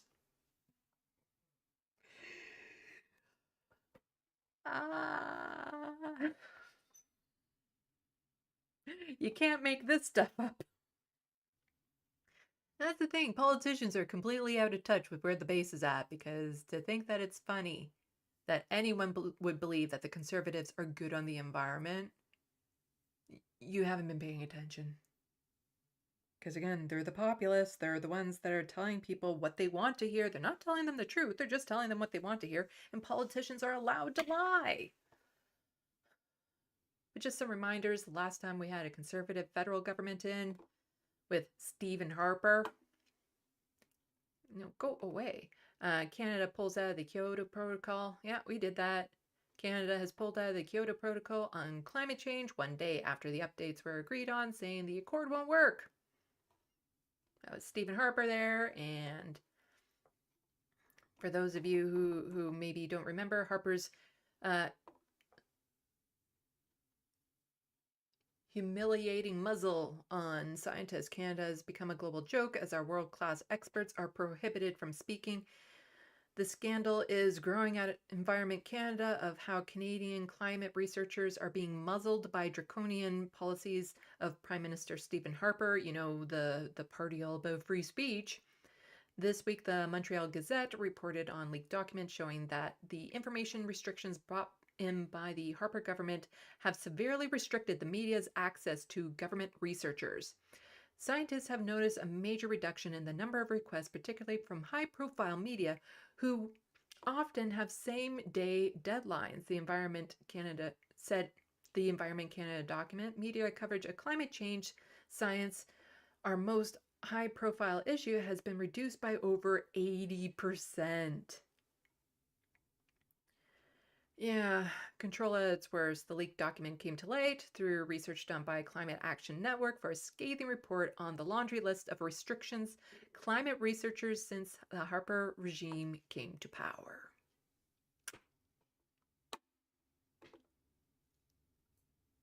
Yeah. We're not going to burn in hell, because we're going to burn here. That's the conservative government for you. They're not good on the environment. Like, the liberals are only milquetoast on the environment, do some bare minimum stuff, but even the bare minimum stuff is still good stuff. And you know, they said they would go along with a lot of these environmental agreements around the world. They didn't follow suit. Like, Canada is still way over what we would agree to when it comes to like emissions and things of that sort. But you know, they would at least play along. At least do performative things like this. But oh yeah, that reminds me a little part of that thing that Pierre Poilievre was saying during the protest that I missed. I must have skipped over, where he's like, okay, now back to the performance. Because of course that's all it is, you know. Politics is a performance here in Canada, you know. It really is just, oh. But that's where we're going. That is where we're going. Okay, I'll check on chat in a moment. Just have some other things.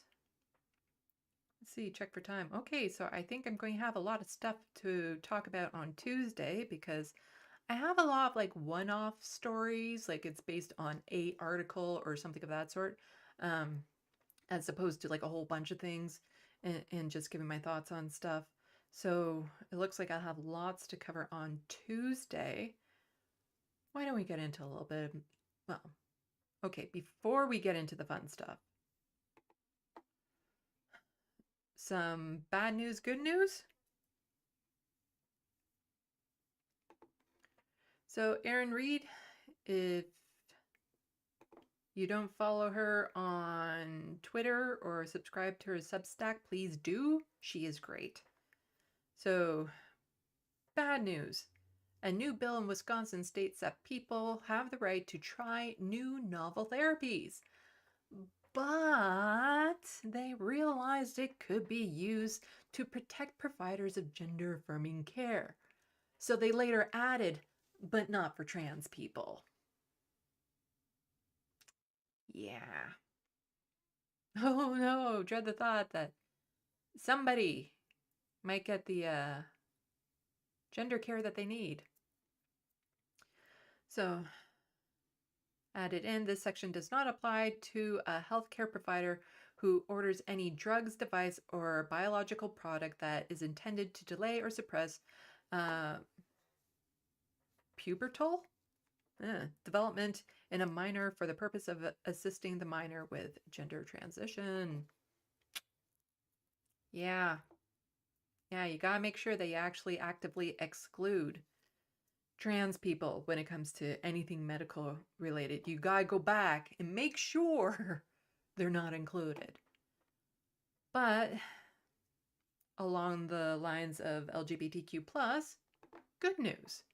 Major victory. The Supreme Court has told Florida that its drag ban will stay blocked from enforcement in the state. The law has been found likely unconstitutional by several courts so far. This is a victory for drag as well as trans Floridians and pride events. Yay! Because, yeah, for a country that's all about its free speech, you have to dress exactly the way that we tell you, though. You're not allowed to perform the way we don't want you, though. You know, you can't express your gender identity the way you want, though. So this is, you know, considering how right-wing their courts have gone, this is a good sign. You know, a little bit of good news there. So some bad news, good news when it comes to queer stuff down in the States. And then I'll check the chat again. And then we'll get into Star Trek! Looney Tunes 9000, Trump, blah, blah, blah. I'm completely fucking old and I don't know what the hell I'm talking about anymore, blah, blah, blah. Yeah, you know, you really could put Biden in that same statement and not much would change. Grand Theft Autobot, Conservatoids, bringing hell here. Yes, we no longer have to travel to see hell. No longer need to die in order to go to hell. It will just be brought right here for your convenience.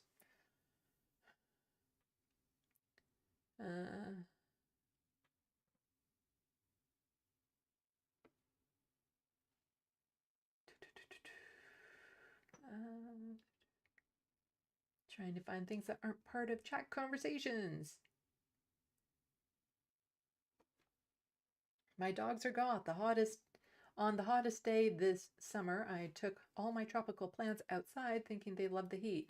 They scorched up in a day. Yeah, this is, I was reading somewhere that we've already, like this day or something, global temperatures hit over that 2-degree mark, which they've been trying to avoid. It didn't stay up there, but it's going to go back.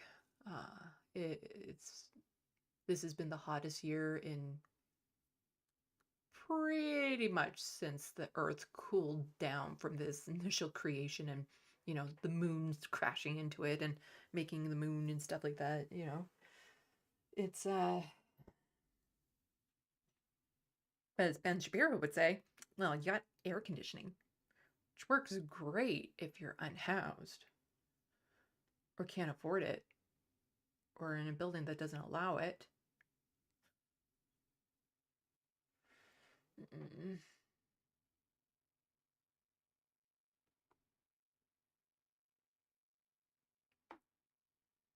Christy Zeb with lots of fist pumping and pride and trans flags. Yeah, some good news with the ban on drag being overturned because it is such a silly ban.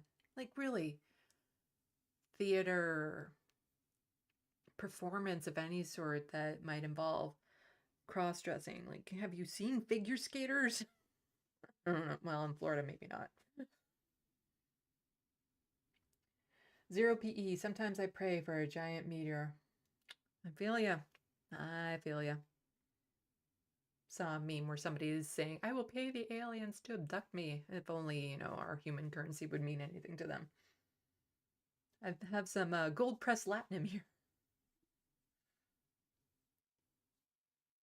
Looney Tunes 9000. Do Republicans need us to go back to 1901? I think they want us, you know, take a couple more centuries off of that. Just keep everything, you know, modern tech.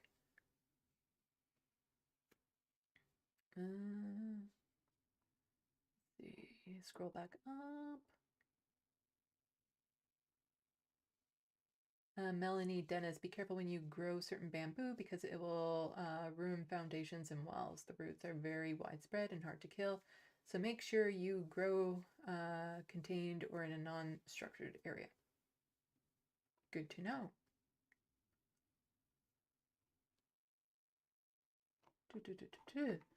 Okay. I don't need this in for this part. Hurts my ear having these mics in. That's why I like the over-the-ear ones. And they also keep out more sound. But for here, I don't want the big headset on. And it would, you know, squish my crunchy curls. So, Star Trek.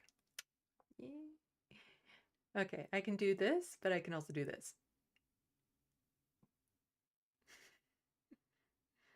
Take that.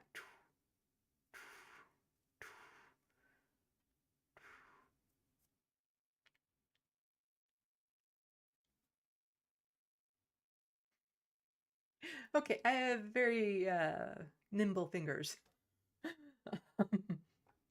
Star Trek. Like I've been mentioning over the past while, like my mood has been so bad lately that one of the things that I'm trying to do to distract, after my daily dose of the Majority Report is I end up just watching Star Trek. The Next Generation. A friend of mine once gifted me the Blu-ray box set. I looked it up because once I get to the part in the series where Deep Space Nine was introduced, I actually wanted to start watching them in sequence together. But there's no Blu-rays of Deep Space Nine because they didn't bother remastering them because apparently the sales for the Next Generation were underwhelming, which is unfortunate. But it's nice having the Blu-ray sets because, you get so much behind-the-scenes stuff with them too. The only problem is the last episode of the first season, the last 10 minutes of it was corrupted. So it wouldn't play. And I had to go to an online source to finish watching that episode. It was not what I needed that day. But I find it fascinating going back to that because I know I've seen every episode many, many times, but not necessarily in the proper order, or it's been so long. Because I'm running into this weird thing where I'm seeing episodes happen now, but I could have swore it happened in like season 2 or 3. And so far, there's only been one episode where it took me at least 15 minutes into it before I really remembered that episode. A lot of them, I don't necessarily remember the details, but it'll start playing. I'm like, yeah, I remember that. I remember it. But there's been just one episode where it was at least 15 minutes into it before I remembered what that episode was about. And it's just, I find it so fascinating to go back because it started way back in 1987. And even then, there was a quick change. Like Deanna Troi, when you see her on Encounters in Farpoint, very, this type of hair. Only less crunchy, more frizzy. And just her whole personality, like the over-emoting and the emotional and stuff. And I was totally unaware of how often Tasha Yar referred to her home planet as basically the gang rape planet. Totally forgot that. Planet gang rape. Oh my god. She mentioned it. Like, she mentioned it right before she banged Data. Like, that's not. In that one episode. But it's neat also seeing some of the behind-the-scenes stuff when you realize that the actors who played Tasha Yar and Deanna Troi, when they originally auditioned, it was the other way around. And it wasn't until like last minute that they were switched. Like Gene Roddenberry made that call to switch them into the roles that they were in. Because it's so hard to try to imagine now them in the other roles.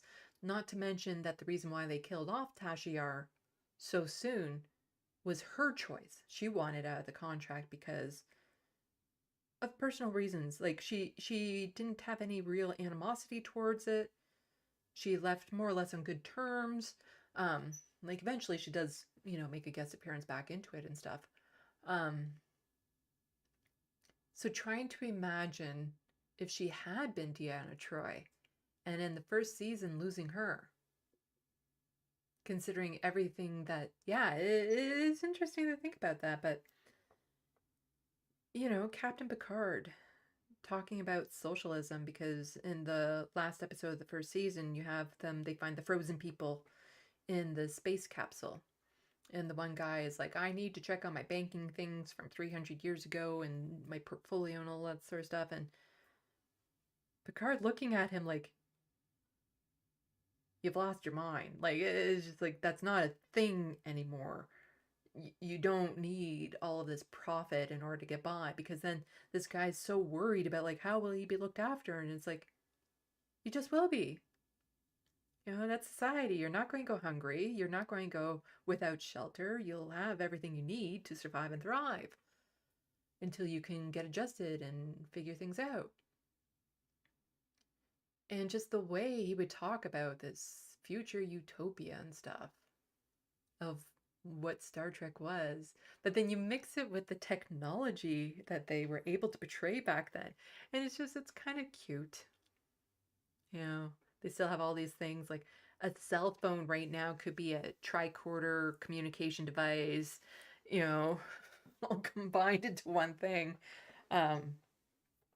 So the way technology has advanced these days compared to where you see it in the next generation, it's, you know, the same thing as when you go back to the original series and you look at their technology and what it looks like. But to say Gene Roddenberry was a visionary of what the future could be, it's putting it mildly. And yeah, super like left-leaning in Star Trek, very political. Like in the original series, you had the kiss between Uhura and Kirk, which was the first interracial kiss on TV, and that episode was actually banned in a lot of the southern states. Even with that kiss, it was forced. Like aliens were controlling them to sexually assault each other type thing. If you want to look at it like that. But it's just, it is interesting rewatching it now, like being aware, like, oh, this is the first time that they use the food replicator and they don't even really acknowledge it. It's just there. They just use it. And there was the episode about the two planets where one was providing the drugs to the other planet who thought they had a disease, but it was actually withdrawal that they were suffering whenever they didn't get the drug. And that's how their economies were built, on one side constantly needing this drug and the other side benefiting from the labor that they got from them because they thought they needed this medication.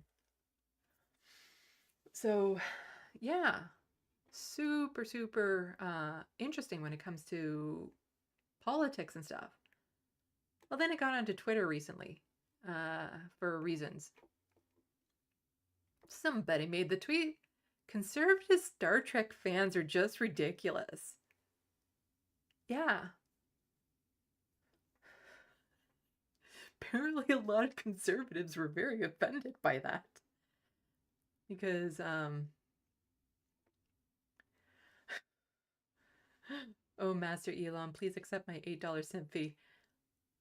A lot of people are accusing them of, you know, purity testing and all this sort of stuff, and just, you know, bigoted opinions, and how dare you try to censor them. It's like, he wasn't saying you can't watch Star Trek. It's just, you're kind of missing the point, to put it mildly. Bigoted opinions like this are ridiculous. It's like when you don't understand bigotry. And so there's this one person on Twitter who was replying to a lot of them, or pointing them out. Trekkie Bill. "When I meet a hardcore conservative who loves Star Trek but embraces none of its value," with Picard, what the hell are you doing here? Yeah, I recently followed this account because he was doing this. So this guy was saying, Star Trek is conservative. Liberals don't believe in equality or merit or treating each other with respect. But conservatives, oh, they know how to treat women with respect, or, you know, minorities or queer folks, or all those, they know how to treat them with respect.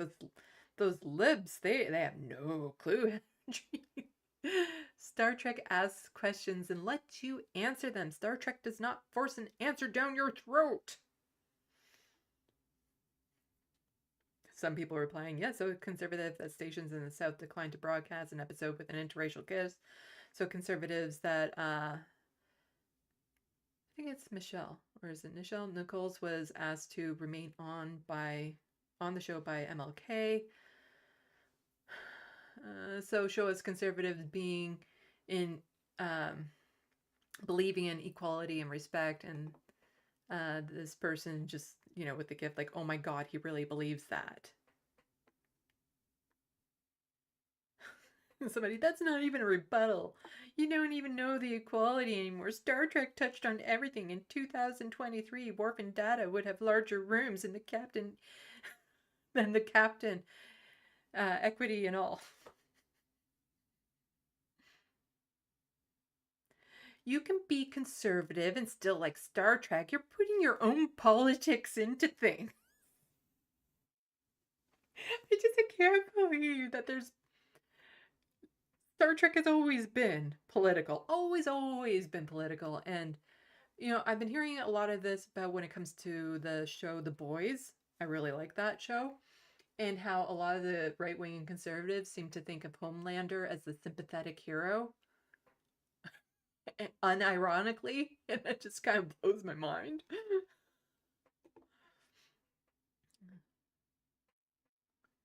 Nice work killing the franchise. Because pointing out that it's more progressive.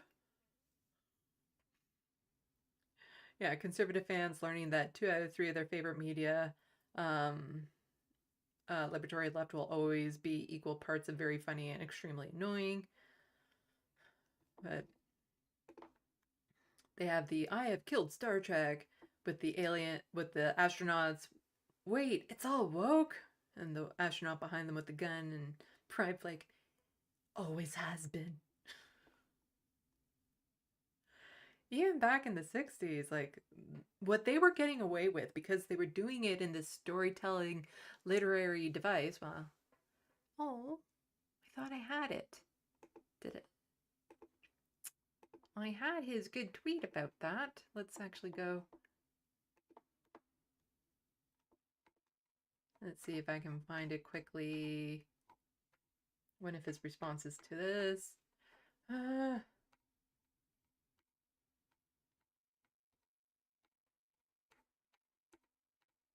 Sorry about this. I thought I had it. I must have, there was so much organizing all of these tweets and stuff.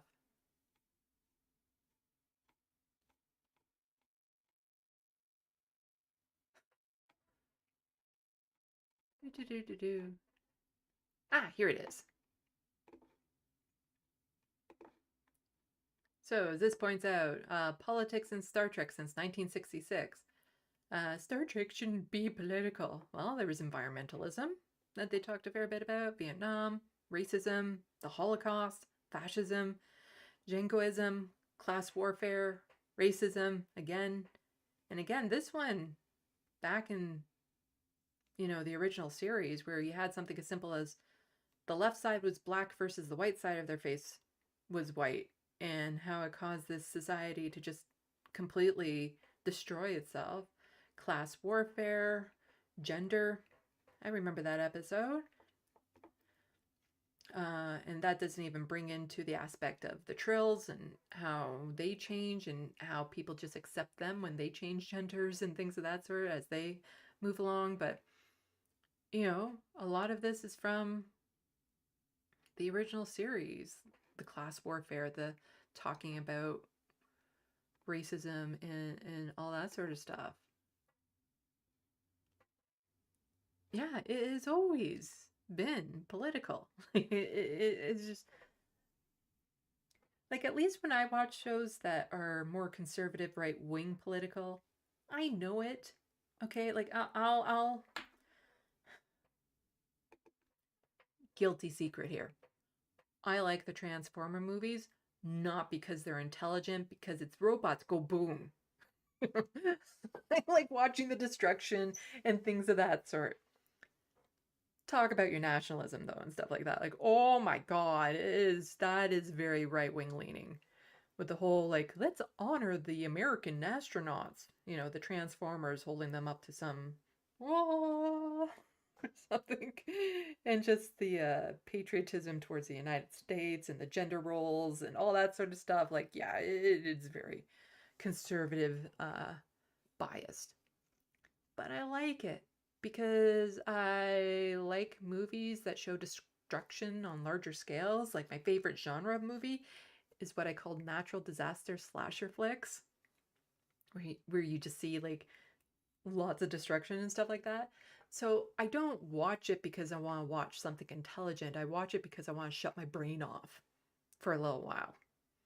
But I can at least understand where biases are coming from. I can see that. So for them to just see all of this and somehow think Star Trek has conservative values, like I suppose, depending on what race you relate with the most, like you got, I would say Ferengi are pretty libertarian, like the males, when it comes to profit and greed and corporate and all that sort of stuff. And you know, you have the Cardassians, which, you know, fan of the fascism. Romulans, also fan of the fascism, just different flavor of it. You know, there are conservative right-wing species in Star Trek. So I suppose there's some of that. But yeah, it's nice just going down memory lane with this and using it as a distraction. I haven't gotten into any of the newer stuff yet, like Strange New Worlds and Lower Decks, only because I don't have the streaming services that they're on. A friend was kind enough to send me some drives with it, so I haven't gotten around to watching it yet because I need to be in a better headspace to watch something new that I want to pay attention to. Because I don't have to pay that much attention to watching The Next Generation because I already know pretty much what's going to happen and stuff. But when I'm in this headspace, it's harder for me to just absorb myself into something that is completely new. And I will want to binge watch.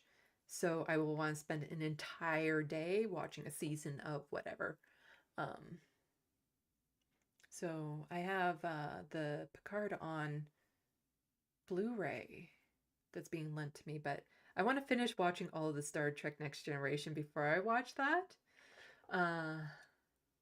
So that's going to be a while, even though in a week I made it through the first season, because I watch about 3 to 5 episodes a day.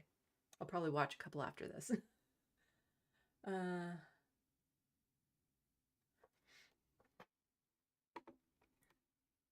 So this is, if anyone ever wants to talk about Star Trek, we can get sidetracked that way. 0PE, conservative Star Trek fans are just as dumb as conservative Star Wars fans. Yeah, there's some themes going on there.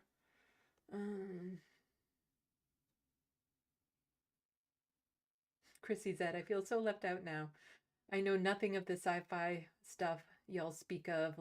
Letterhack does this to me too. I'm the nerd here. I'm sorry. It's just, sometimes you have to indulge in the nice stuff, but don't worry. I'm going to have a treat for everyone. The finished drawing of my cat to end all of this with. But yeah, all the good morals I learned in life was from watching Star Trek Next Generation. Like there was even this very tender moment between Picard and Wesley. So Wesley, for Christy, is a kid.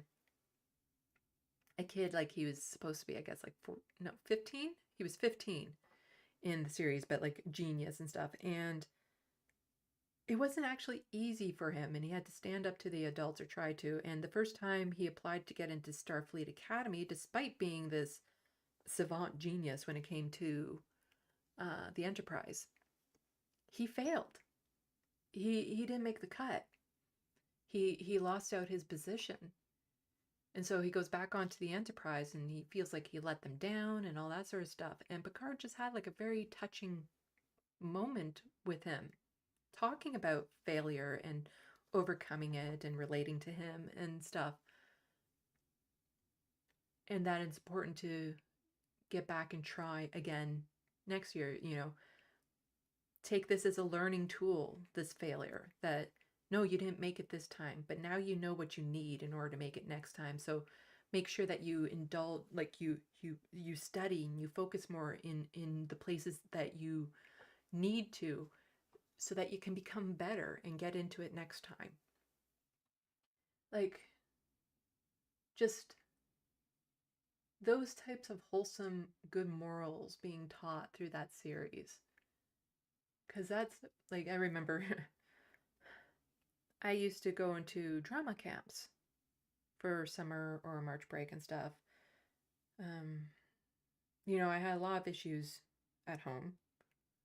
But one thing my mom always tried to do was make sure that we could go to camps to embrace her, you know, camps that we would enjoy and stuff. And I even got to go to space camp in Algonquin Park when I was like 14, 15, which is so cool.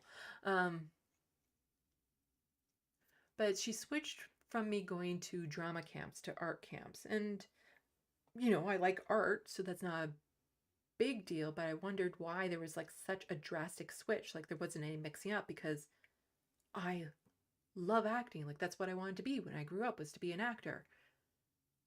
And she told me, well, you don't take failure very well, so I thought I'd get you out of that because you won't make it.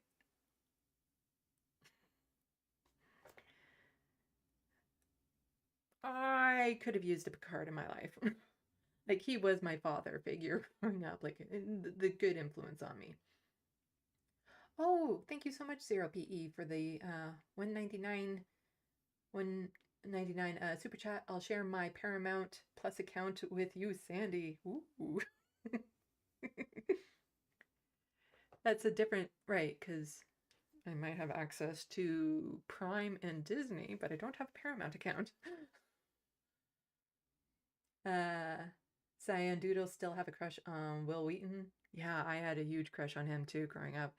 Let's just say it formed a lot in me because even now to this day, I cannot be attracted to someone unless they're intelligent. And not just like a little intelligent, a lot intelligent. They have to be like super smart for me to be like interested in them. And I think that started way back then with him. But it was so tragic learning about what his behind the scenes story was. He was on this show not too long ago with Michael Rosenbaum. He was the Lex Luthor in the Smallville series, and he does this podcast. Super fascinating talk that the two of them had, where Will Wheaton's talking about his childhood and being raised by narcissists and the abuse that was going on behind the scenes that he actually hid from the cast of Star Trek because he felt more at home and family with them. And he was like huge into Star Trek even at his age because he knew all about the original series and stuff. And he said that at times, to escape his reality, there was this spot on set that he could go to where you would just see the corridors of the ship, and he would just go there and pretend for a moment that he really was there and away from his world. Highly interesting. Let's see if I can find it quickly.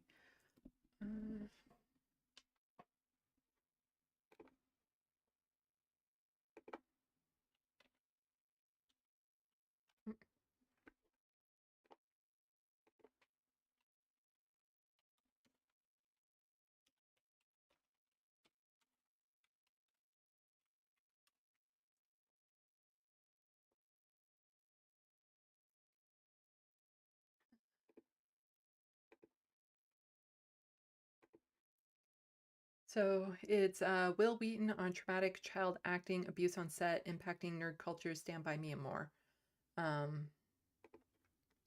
Strongly recommend that you, this is a great, wonderful podcast between the two where they talk about this sort of stuff. So it's Inside You with Michael Rosenbaum on YouTube. It's long. It's like almost an hour and a half long, but this really struck a chord with me in some areas. Like there's some things I was talking about that's like, wow, that is like, you don't need to have a knowledge of Star Trek or anything. It's just, if you want to hear more about overcoming neglect of parents and overcoming abuse and finding yourself and becoming confident and secure with who you are, this is a watch. Like this is a fantastic thing to watch.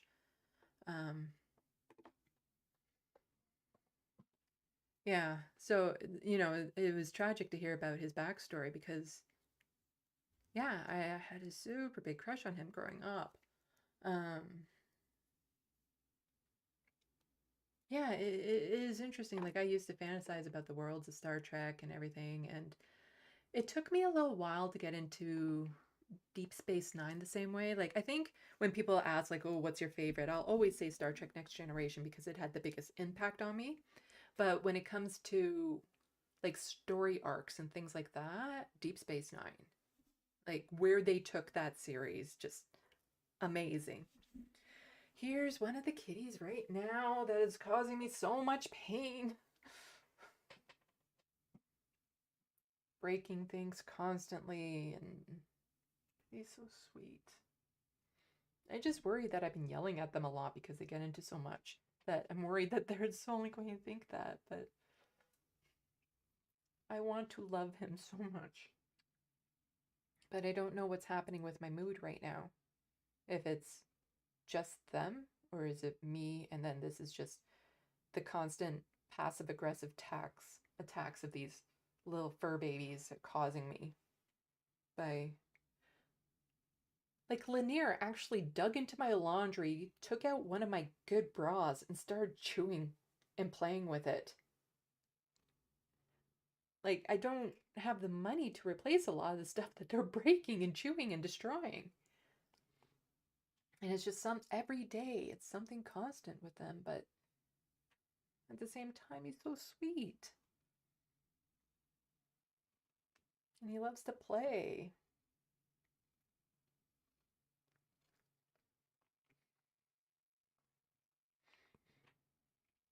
I just hope they grow out of this kitten phase really fast. Oh, and of course, Abernathy's here, so Lanier is like, me too. Here we go. Double trouble. Double trouble. There we go.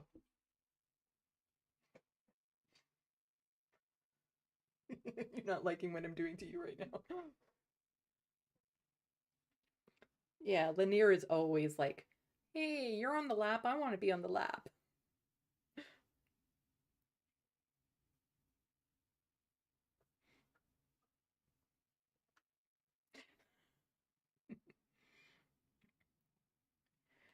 Okay, I need to go get the... Oh, there we go. Oh, can you still hear me okay? The cats were in front of the mic. Okay, I'm going to show you my drawing.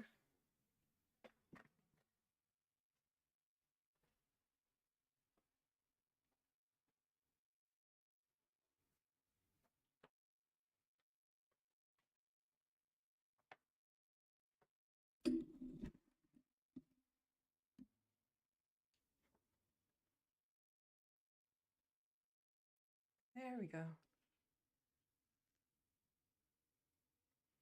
It is done.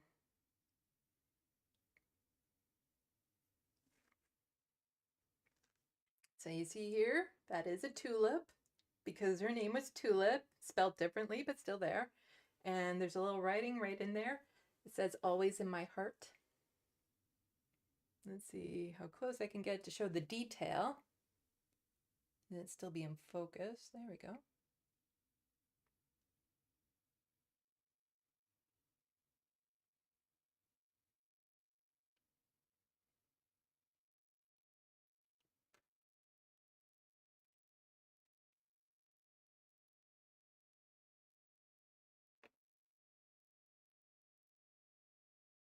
I can hear Frodo puking up a hairball right now.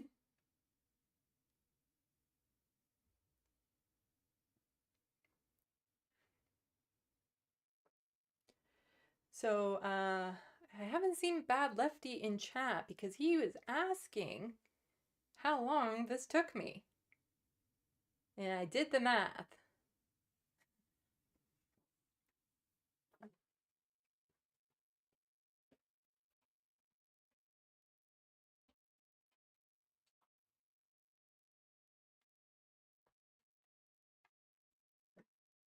Oh. So, that drawing took me 32 hours. Yeah, took a while, but it's a large drawing. It's 14 inches by 18 inches. So quite a large drawing, But as you saw, it turned out amazing. Very happy with it. Yeah, I could hear Frodo puking up a hairball, most likely on the bed. A little hack, a little trick if you have cats and who like to sleep on your bed, because then they usually end up puking on your bed. If you want to save yourself a lot of stress, go to like a surplus store or dollar store or wherever to get a mattress protector that's much larger than your bed. So I only have like a twin, so I got a king size mattress protector. They're fluid resistant. So I take it, zipped it up and stuff, and I throw it over top of the blankets and the pillows and everything on the bed. So Frodo sleeps on top of that, and when he pukes on it, I clean up that and take it to the shower and wash it. As opposed to having to do like the comforters, the sheets, the mattress every time he pukes on the bed. It's just the mattress protector that needs to be cleaned. So for any of you who have cats, that's a problem. It's a small investment, but you can get them cheap in some places, those mattress protectors. It'll save you so much of your sanity and time.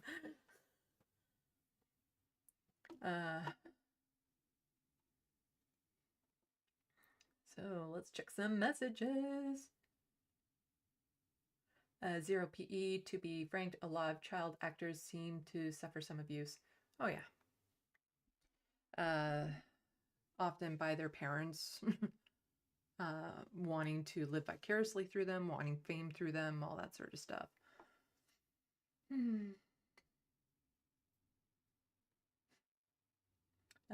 Cyan Doodles, I just try not to use my cat's name if I'm upset with her.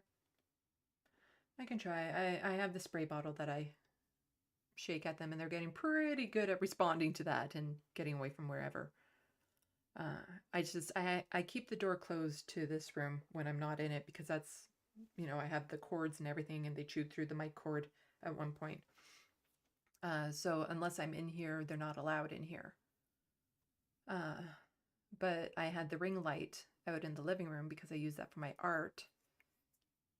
And I just had my back turned on it for 15 minutes or so, and I look over and he did it so quietly, but he chewed like right through it, and there was a piece like an entire chunk in the middle removed and stuff, and I just, so now I need a new ring light.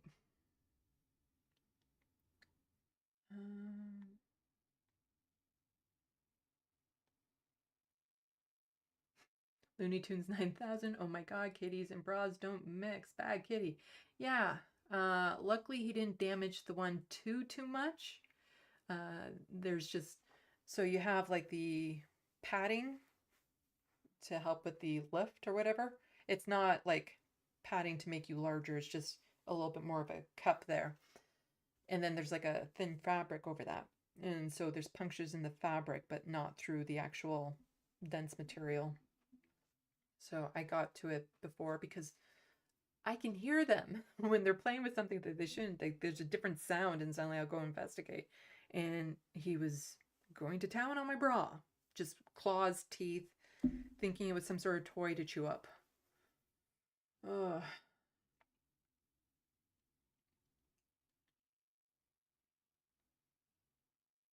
Looney Tunes bad, lefties on a break. Well, next time they're in chat, I'll let them know, because I believe they were asking. They were the one that asked how long that took me. Like when I do a drawing, what I do is on the back of the picture that I'm using for reference, I'll write down like 4:40 and then, you know, 6:20 is the end time, and I'll mark that. So I had like 19 different sessions of when I sat down to do that. Although some of the sessions were in the same day. I just took breaks in between. And then I go through and I calculate all the minutes and stuff and add it up, and it actually, you know, 32 hours without having a round. So, that's a lot. And I took the progress photos using my tripod and my good camera. I haven't got them in here yet to see. One of them just made a stink. That's the other thing. These two cats are so stinky. They're not in the litter bin, so I think Lanier on my lap here just passed some gas. And I'm sensitive to smell, so it can be quite the thing when I'm just sitting in the living room and oh my God, cat, what did you eat?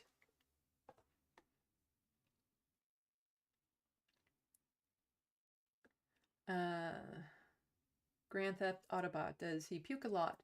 Frodo can, but he's a senior long-furred cat. It's hairballs. It's all hairballs that he pukes up. I try, you know, the best I can with him, but...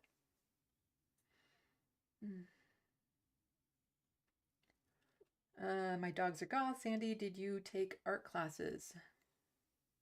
Not past high school? Nothing recently, that's for sure. That's all... Like, some people are like, oh, can you teach that and stuff? No, I can't, because I'm just doing it. I'm not even thinking about it. The textures of the brick versus the fabric and everything. I'm watching the pencil dance on the paper. It almost feels like I'm not even really in that much control of it, and it just knows what to do. So I can't teach people how to do that. And that's not something that can be taught to you. It's something you have or you don't.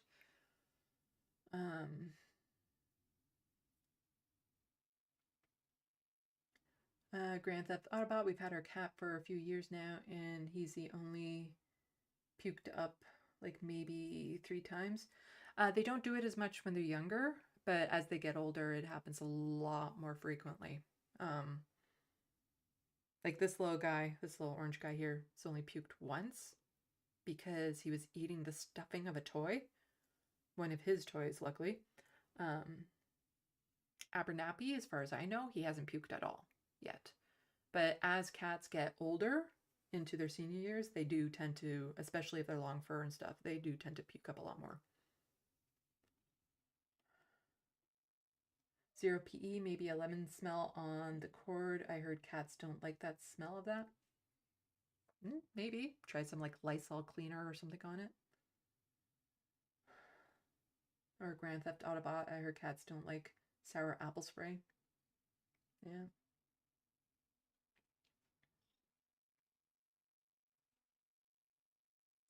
Cian Doodles, attention to detail too, I think hyper-focusing too. Yeah, a lot of that goes on. A lot of that goes on with my art. So, Tuesday. There's a lot of stuff that I kind of had queued up that I didn't go through, so we'll have a lot to talk about. Let's see. Have some stuff about a Toronto couple pushing for bylaws to control smoke spread from neighboring homes. Be an interesting discussion on that. There was like a lot of one-off stories that I saw that might be interesting to talk about.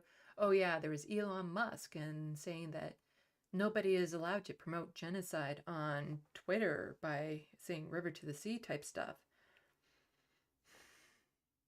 Yeah. Yeah, there's a couple kind of like one-offs. I don't know, would people be interested in me going over that little video that was put out here?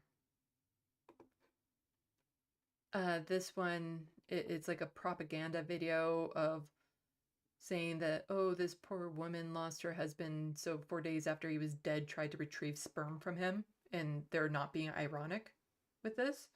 I don't know if you guys would be interested in me going over that video.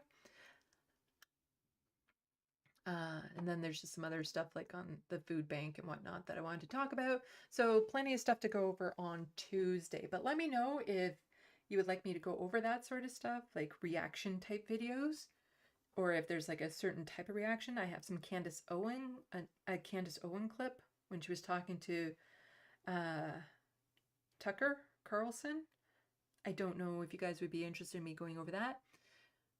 And that's mainly because, you know, you got the Serfs, Majority Report, sometimes David Dole,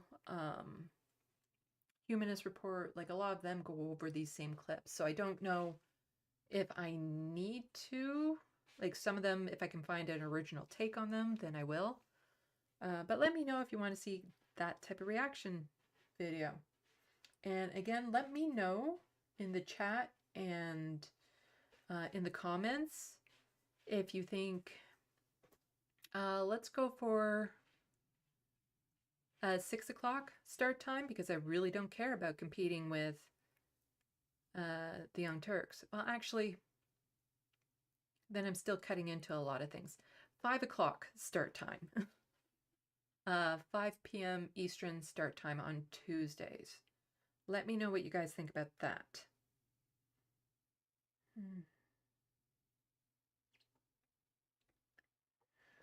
Okay, so just doing there a quick super. I gotta remember, sometimes I tend to do this a lot. Like just not thinking about it. I'll have my hand down by my leg, and I'll be doing this without thinking about it. And Abernathy hears that, and all of a sudden I feel these little cat paws and face attack my hand. No claws though, at least. At least for that, there's no claws. I have been injured several times because one of them will be on my lap and then want to leap off and use my shoulder and stuff. And I've been scarred up quite a bit. Another reason why I'm having struggles.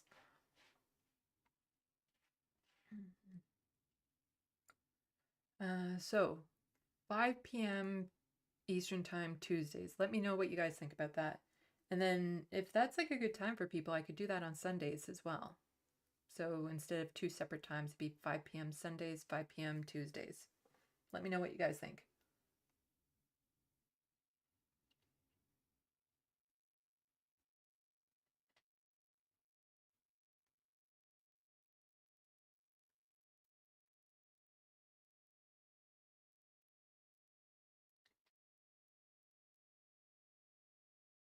Looney Tunes saying neither? I don't know. So none of those times are good for you? Like, I try to pick a weekend time because not too many of the other programs stream on the weekends, but I also know by the time the weekend comes around, people are a little bit done, and so might not want to be talking about this type of stuff. My dogs are goth. Please don't call Polyev our next prime minister. We must have faith. I don't want him to be. Let's just say that. I don't want him to be.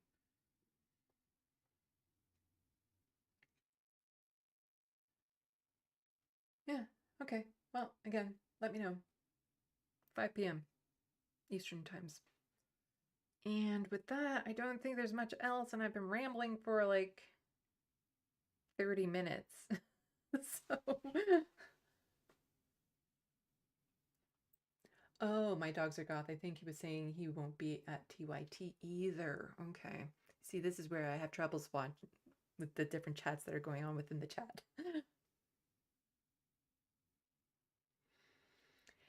0 PE, I'm on YouTube a lot, so never over it. Yeah, me too. I'm always watching. I don't really have cable. Like the past week, the only political shows I've been watching are The Majority Report, Democracy Now!, The Headline, and then catching a couple of videos here and there. But then the rest of the time I've just been watching Star Trek because my mental health has just been so bad. I need a distraction that is more of a distraction than the news.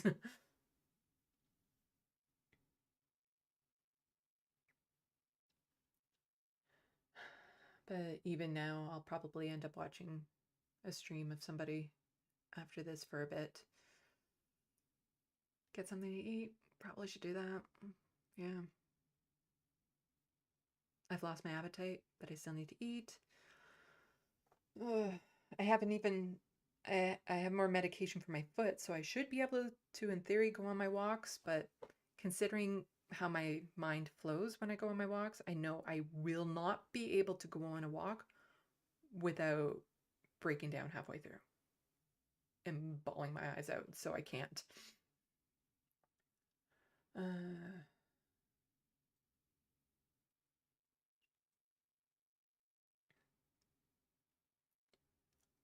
Okay. So, I think with that, I will sign off. Because one of them did just use the litter bin, and it smells like shit.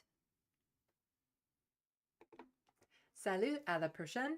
Thank you for watching and stay tuned. I'm Sandy, wishing your tomorrow is better than your today.